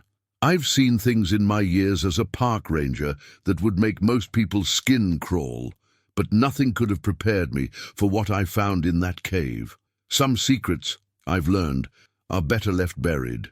My name is Harley Redwood, and I've been a ranger at Whispering Pines National Park for over 2 decades. I thought I knew every inch of these woods, every hidden glade and forgotten trail.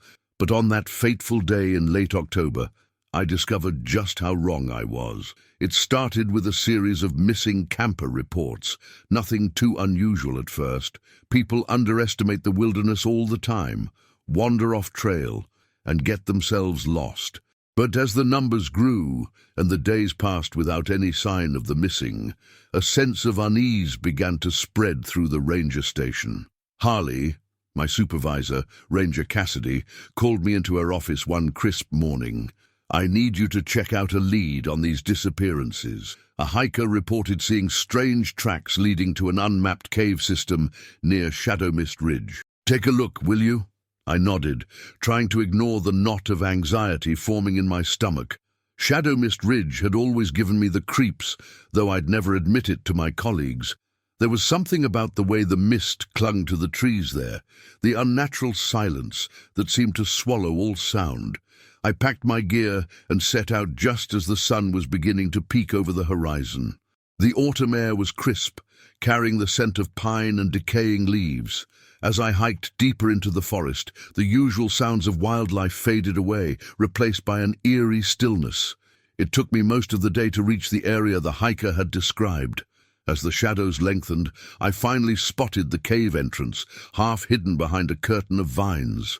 The mouth of the cave yawned before me, a dark maw that seemed to swallow the fading daylight. I switched on my flashlight and stepped inside, the beam cutting through the darkness like a knife. The air was damp and heavy, with an underlying scent I couldn't quite place, something musty and organic, like wet fur and decay. As I moved deeper into the cave, my flashlight beam caught something on the ground, tracks, just as the hiker had reported. But these were like nothing I'd ever seen before.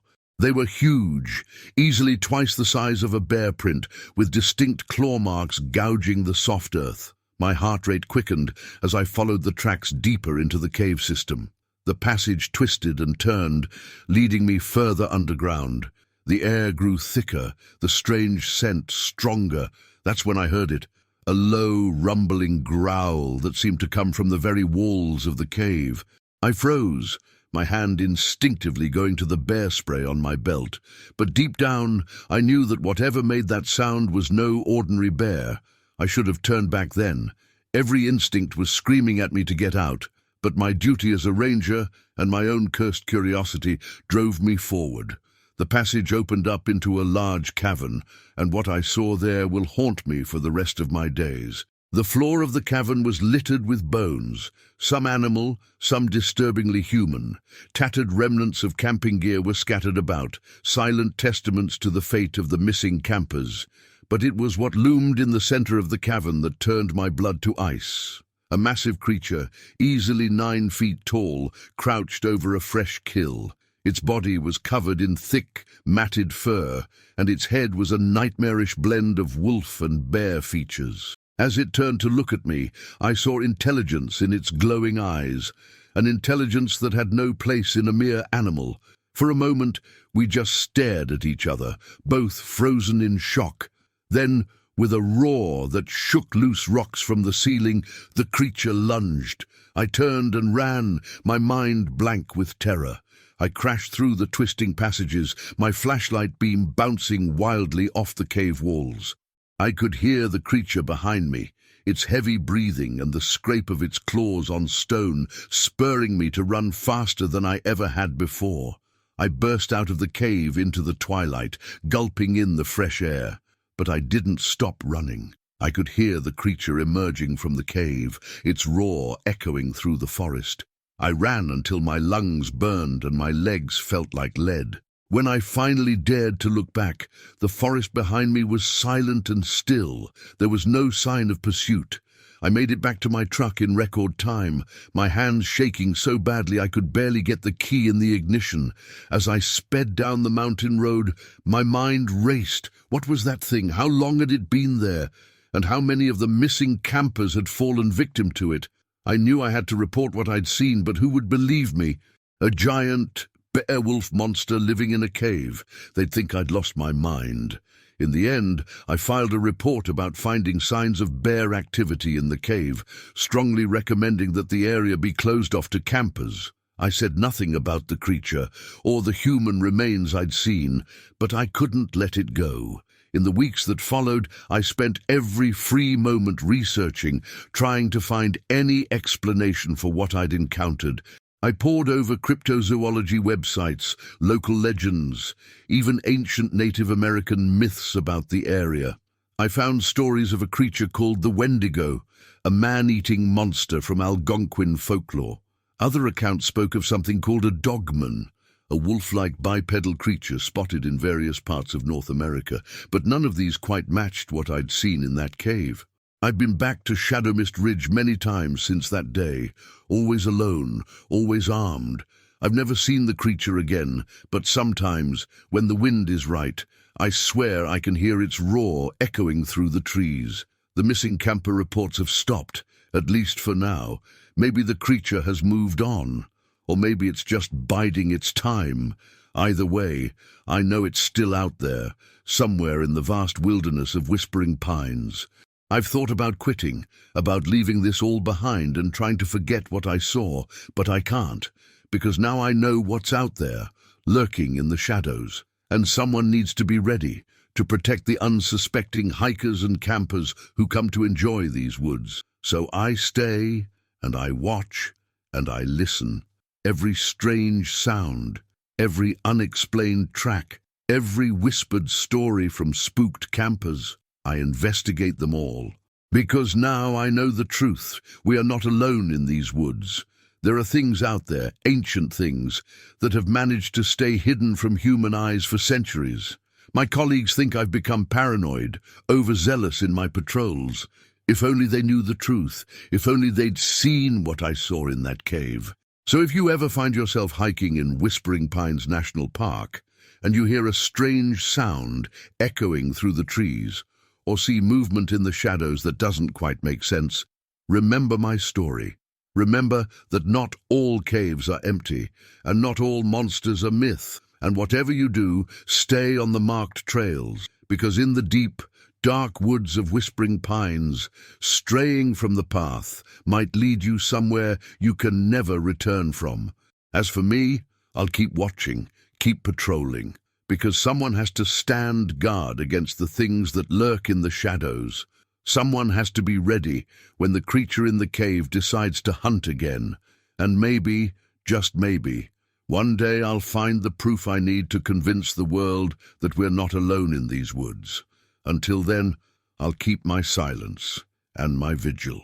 Because in Whispering Pines, the trees have eyes, the shadows have teeth, and the caves, well, the caves whisper secrets that are better left unheard.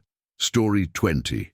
I've been fishing these waters for 30 years, but nothing could have prepared me for what lurked beneath the surface of Shadow Lake that day. Some things, once seen, can never be unseen. My name is Hank Calloway, and I've been a fishing guide in the Whispering Pines region longer than most of the young rangers have been alive. Shadow Lake was my favorite spot, a hidden gem tucked away in the mountains, rarely visited by tourists.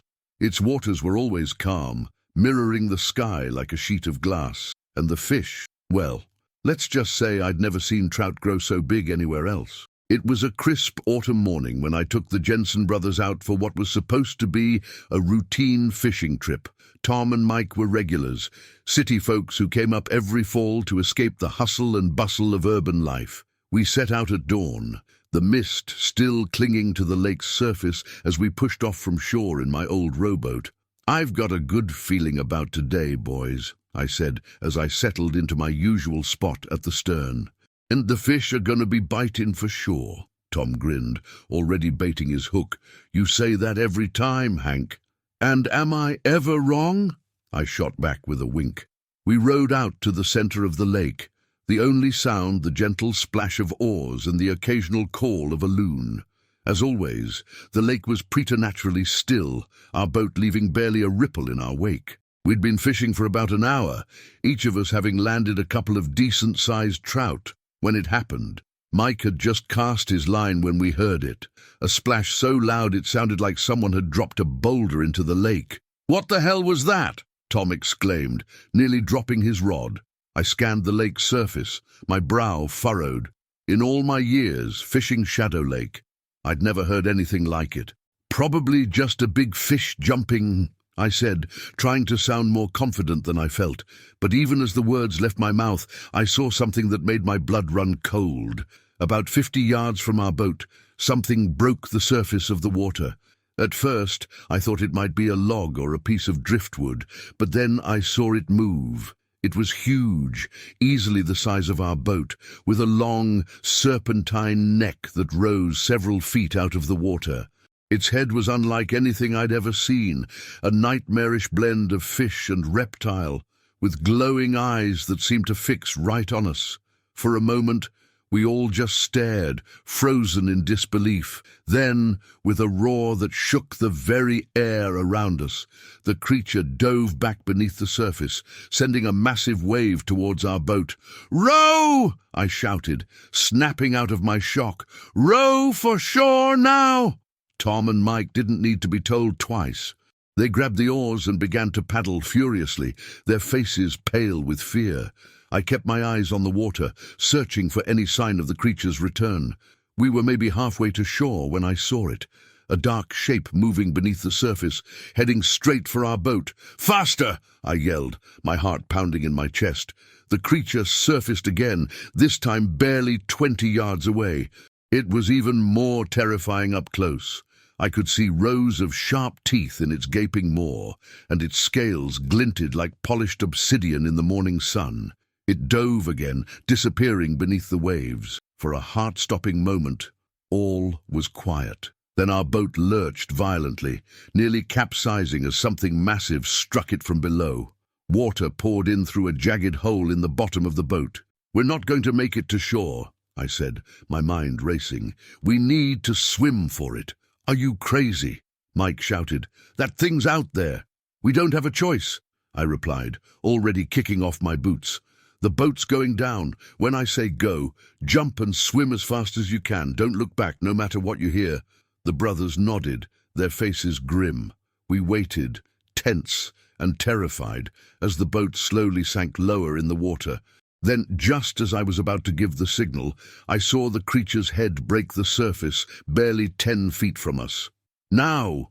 I yelled, and we all plunged into the icy waters of Shadow Lake.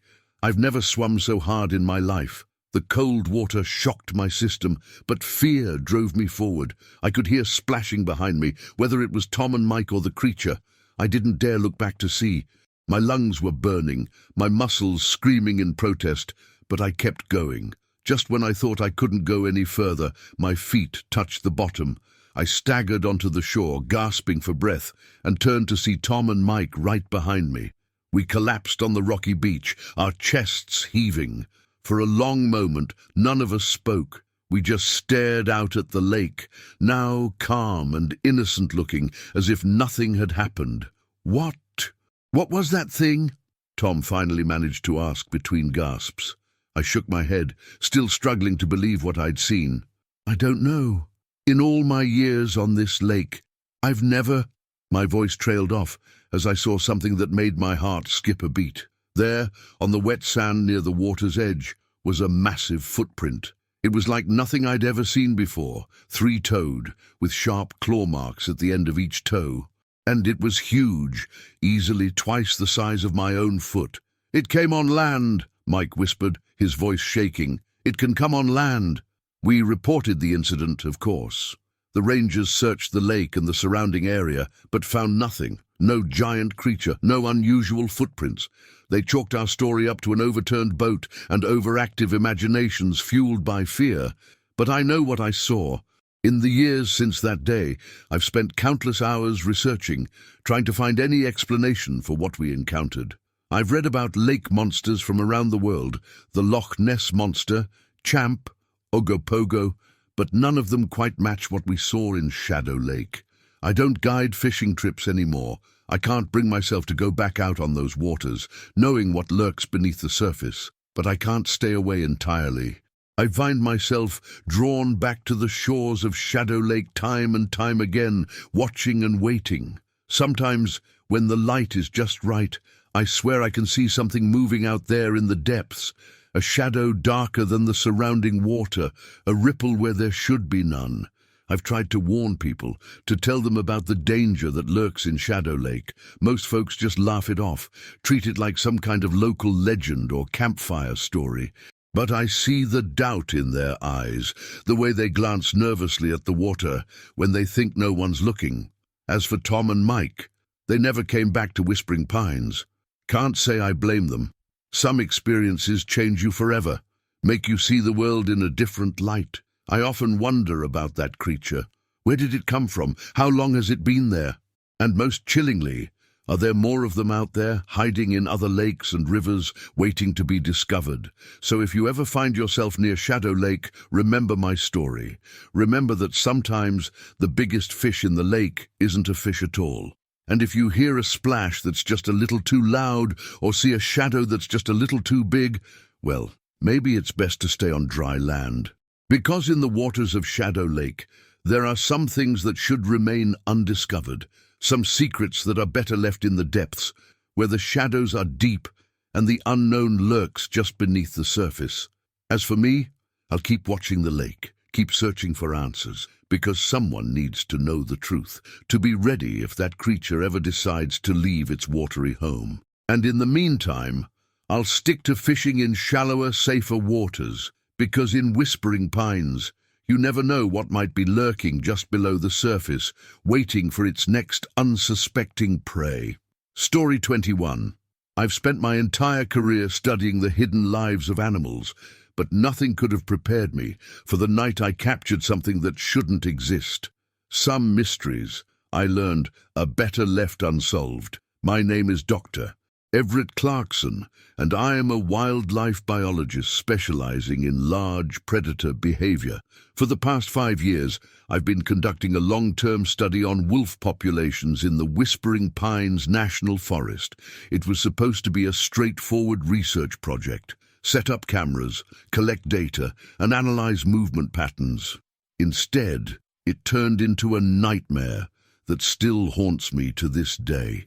It all started on a crisp autumn evening. I was in my small cabin near the edge of the forest, reviewing footage from my network of trail cameras. Most of it was the usual: deer grazing, the occasional bear lumbering by, and of course, the wolves I was studying. But as I clicked through the images from camera 7, deep in the heart of the forest, something caught my eye. At first glance, it looked like a large wolf, but as I zoomed in, I realized something was off. The proportions were wrong. It was too tall, too lean, and its eyes, they reflected the infrared light of the camera in a way I'd never seen before, glowing with an unnatural intelligence. I leaned closer to my computer screen, my heart racing. What was I looking at? Some kind of hybrid? A new species? Or was it just a trick of the light, a glitch in the camera? I checked the timestamp. The image had been captured just 20 minutes ago. Without thinking, I grabbed my jacket and flashlight. I had to see for myself. I knew it was foolish to go out alone at night, but my scientific curiosity overrode my common sense. I had to know what was out there. The forest was eerily quiet as I made my way down the familiar trail. The beam of my flashlight cut through the darkness, casting long shadows that seemed to move and twist with a life of their own. The air was crisp, carrying the scent of pine and decaying leaves. As I neared Camera 7, a sense of unease settled over me. The forest felt different. The usual nighttime sounds, the hoot of an owl, the rustle of small animals in the underbrush, were conspicuously absent. It was as if the entire forest was holding its breath. I reached the clearing, where Camera 7 was mounted, and paused, sweeping my flashlight in a wide arc. Nothing seemed out of place. The camera was still securely fastened to the tree, its small red light blinking steadily. Then I heard it, a low, rumbling growl that seemed to come from everywhere and nowhere at once. I spun around, my heart pounding, but saw nothing but trees and shadows. "Hello?" I called out, my voice sounding unnaturally loud in the silent forest. "Is someone there?" No response, just that eerie silence. I was about to turn back, to chalk it up to an overactive imagination, when I saw movement out of the corner of my eye.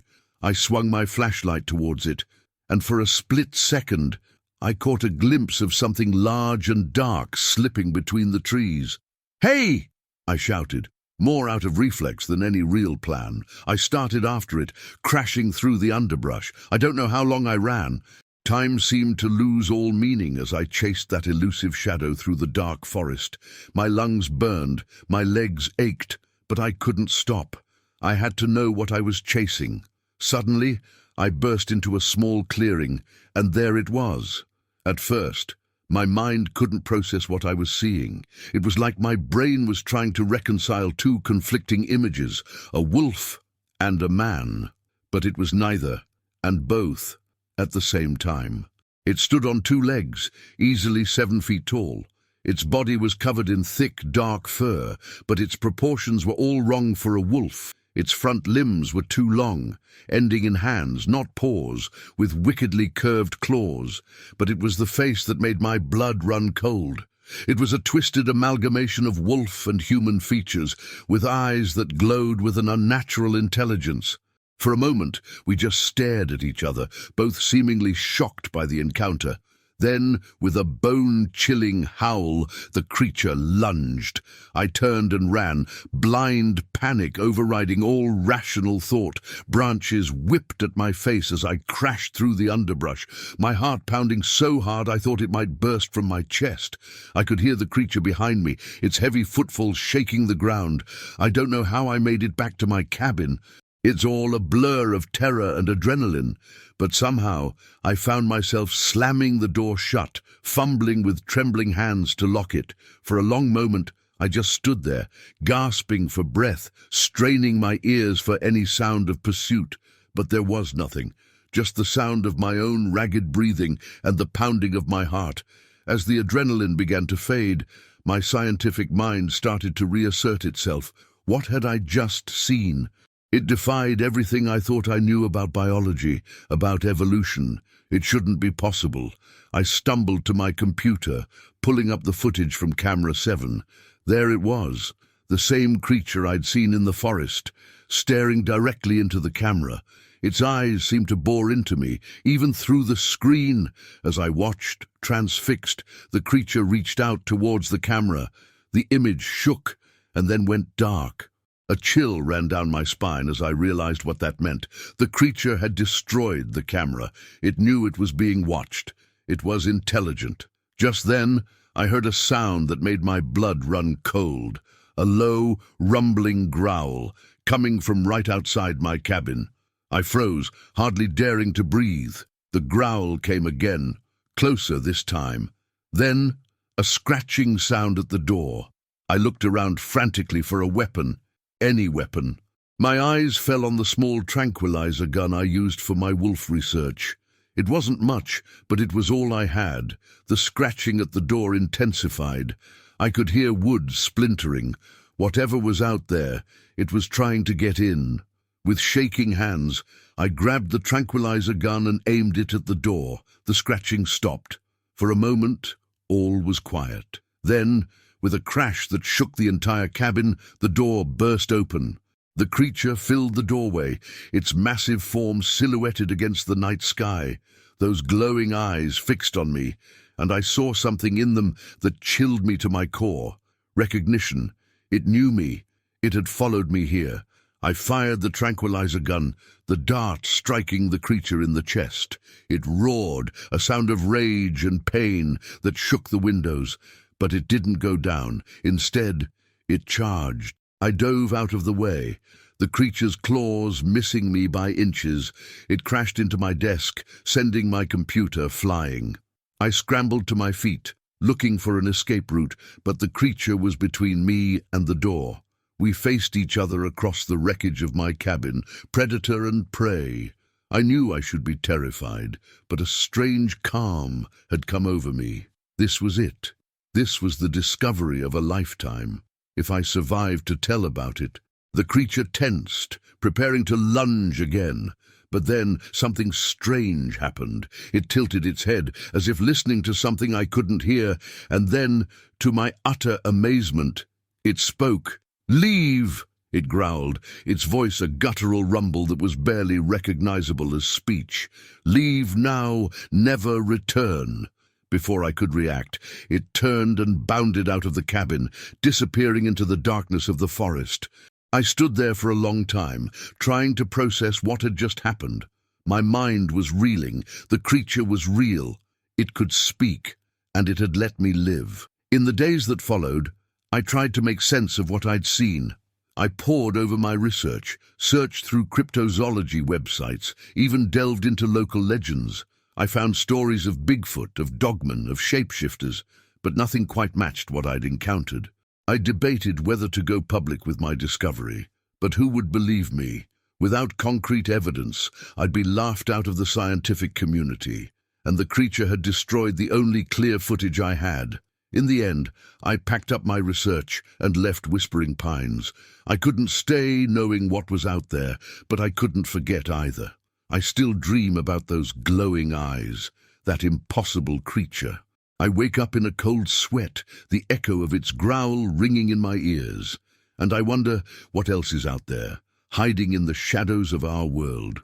So if you ever find yourself in the forests of Whispering Pines, and you hear a howl that doesn't quite sound like a wolf, or see a shadow that moves in ways it shouldn't, remember my story.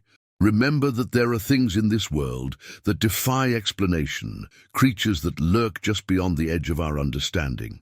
And maybe, just maybe, think twice before you set up that trail camera, because sometimes ignorance really is bliss. And in the deep, dark woods of Whispering Pines, some mysteries are better left unsolved. Story 22. I've climbed mountains all over the world, but nothing could have prepared me for what we encountered on the slopes of Mount Shadow Peak. Some things, I've learned, are better left undiscovered. My name is Axel Frost, and I've been a professional mountaineer for over a decade. I've summited Everest, K2, and countless other peaks. But it was a relatively simple climb in my own backyard that nearly cost me everything. It was late November when my team and I set out to scale Mount Shadow Peak, the highest point in Whispering Pines National Park. It wasn't a particularly challenging climb by our standards, but the unpredictable weather in the area made it interesting. We planned a 3-day ascent, with 2 nights camping on the mountain. Our team consisted of 4 experienced climbers, myself, my longtime climbing partner Jade McKinley, and 2 newer additions to our crew, brothers Finn and Rowan O'Connor. We were all in high spirits as we began our ascent, the crisp mountain air filled with the promise of adventure. The first day went smoothly. We made good time, setting up our first camp just as the sun was setting. The view was breathtaking. The forest stretched out below us like a dark green carpet, with the lights of the nearest town twinkling in the distance. "This is why I climb," Jade said, her breath fogging in the cold air. "You can't beat this view." We settled in for the night, our spirits high and our bodies warm in our high-tech sleeping bags. But as I drifted off to sleep, I couldn't shake a nagging feeling of unease. Something about the mountain felt off. I woke in the middle of the night to the sound of wind howling outside our tent. I unzipped the flap and peered out. A blizzard had blown in from nowhere, the air thick with swirling snow. "Guys, wake up!" I called, shaking my teammates awake. "We've got a situation." We huddled in the tent, listening to the wind rage outside. Our equipment was scattered, some of it probably buried under the rapidly accumulating snow. "We need to secure our gear," Finn said, already pulling on his snow gear. I nodded. "All right, let's make it quick. This storm came out of nowhere. I don't like it." We ventured out into the blizzard, the wind cutting through our layers like icy knives. Visibility was near zero, the world reduced to a swirling white void. We worked quickly, gathering what we could find of our equipment. That's when I saw it. At first, I thought it was just a trick of the light, a shadow cast by the swirling snow. But as I squinted into the storm, I realized I was looking at a figure. It was massive, easily 8 feet tall, its body a vague humanoid shape but covered in what looked like thick, matted fur. "Hey!" I shouted, my voice nearly lost in the howling wind. "Who's there?" The figure turned, and I caught a glimpse of glowing eyes that sent a chill down my spine. This was no lost hiker. "Axel!" Jade's voice cut through my shock. "What are you looking at?" I turned to her, then looked back. The figure was gone, as if it had never been there. I thought I saw someone," I stammered. "Something, I don't know." Jade gave me a concerned look. "The altitude must be getting to you. Come on, let's get back to the tent." We retreated to the relative safety of our camp, but I couldn't shake the image of those glowing eyes from my mind. As we huddled in our sleeping bags, waiting out the storm, I found myself straining my ears for any sound that might indicate we weren't alone on this mountain. The blizzard raged all night, but by morning it had subsided, leaving behind a transformed landscape. Our campsite was barely recognizable, buried under feet of fresh snow. As we dug out our equipment, Rowan let out a startled cry. "Guys, look at this!" We gathered around, and I felt my blood run cold. There, in the snow around our camp, were footprints. Massive footprints, easily twice the size of my own, with distinct claw marks at the end of each toe. "What the hell made these?" Finn whispered, his face pale. I shared a look with Jade. I could see the doubt in her eyes, the struggle between rational explanation and the evidence in front of us. "Maybe it's a bear," she suggested, but her voice lacked conviction. "Bears don't walk on 2 legs, I said quietly, "and they don't have feet this big." We debated what to do. The rational thing would be to abandon the climb, to get off this mountain as quickly as possible, but curiosity and pride won out. We'd come this far. We couldn't turn back now. We continued our ascent, but the atmosphere had changed. The excitement of the climb was replaced by a tense vigilance. Every gust of wind, every shadow, seemed to hide potential danger. As we neared the summit, the weather began to turn again. The wind picked up, carrying with it the promise of another storm. We pushed on, determined to reach the top before the blizzard hit. We were less than 500 feet from the summit when we heard it, a low, rumbling growl that seemed to come from the very mountain itself. We froze, exchanging terrified glances. "What was that?" Rowan asked, his voice barely above a whisper. Before anyone could answer, the storm hit with full force. In seconds, we were engulfed in a whiteout, the world reduced to a howling void of wind and snow. "We need to find shelter," I shouted over the wind. "And there should be an outcropping just ahead." We pushed forward, fighting against the wind with every step. That's when I saw it again, the figure from the night before, looming out of the storm barely 10 feet away. This time, there was no doubt about what I was seeing. It was massive, its body covered in thick white fur that blended seamlessly with the swirling snow. Its face was a nightmarish blend of human and animal features, with a protruding snout and those same glowing eyes I'd seen before. "Run!" I screamed, grabbing Jade's arm and pulling her along. We fled through the storm, blind panic driving us forward. I could hear heavy footfalls behind us, the creature in pursuit. The growl came again, louder this time, filled with a primal hunger that sent shivers down my spine. I don't know how long we ran. Time lost all meaning in the chaos of the blizzard, but suddenly the ground disappeared from beneath my feet. We'd reached the edge of a crevasse, hidden by the snow. I felt myself falling, tumbling through empty space. Then pain exploded through my body as I hit the icy floor of the crevasse. I came to an unknown time later. My body ached, and I could taste blood in my mouth, but I was alive. "Jade," I called out, my voice echoing in the icy chamber. "Finn, Rowan." No response. I was alone. I fumbled for my emergency beacon, praying it hadn't been damaged in the fall. To my relief, the small red light blinked to life when I pressed the button. Now all I could do was wait and hope that rescue would come before the creature found me. Hours passed. The storm raged on above, but in the crevasse, all was eerily quiet.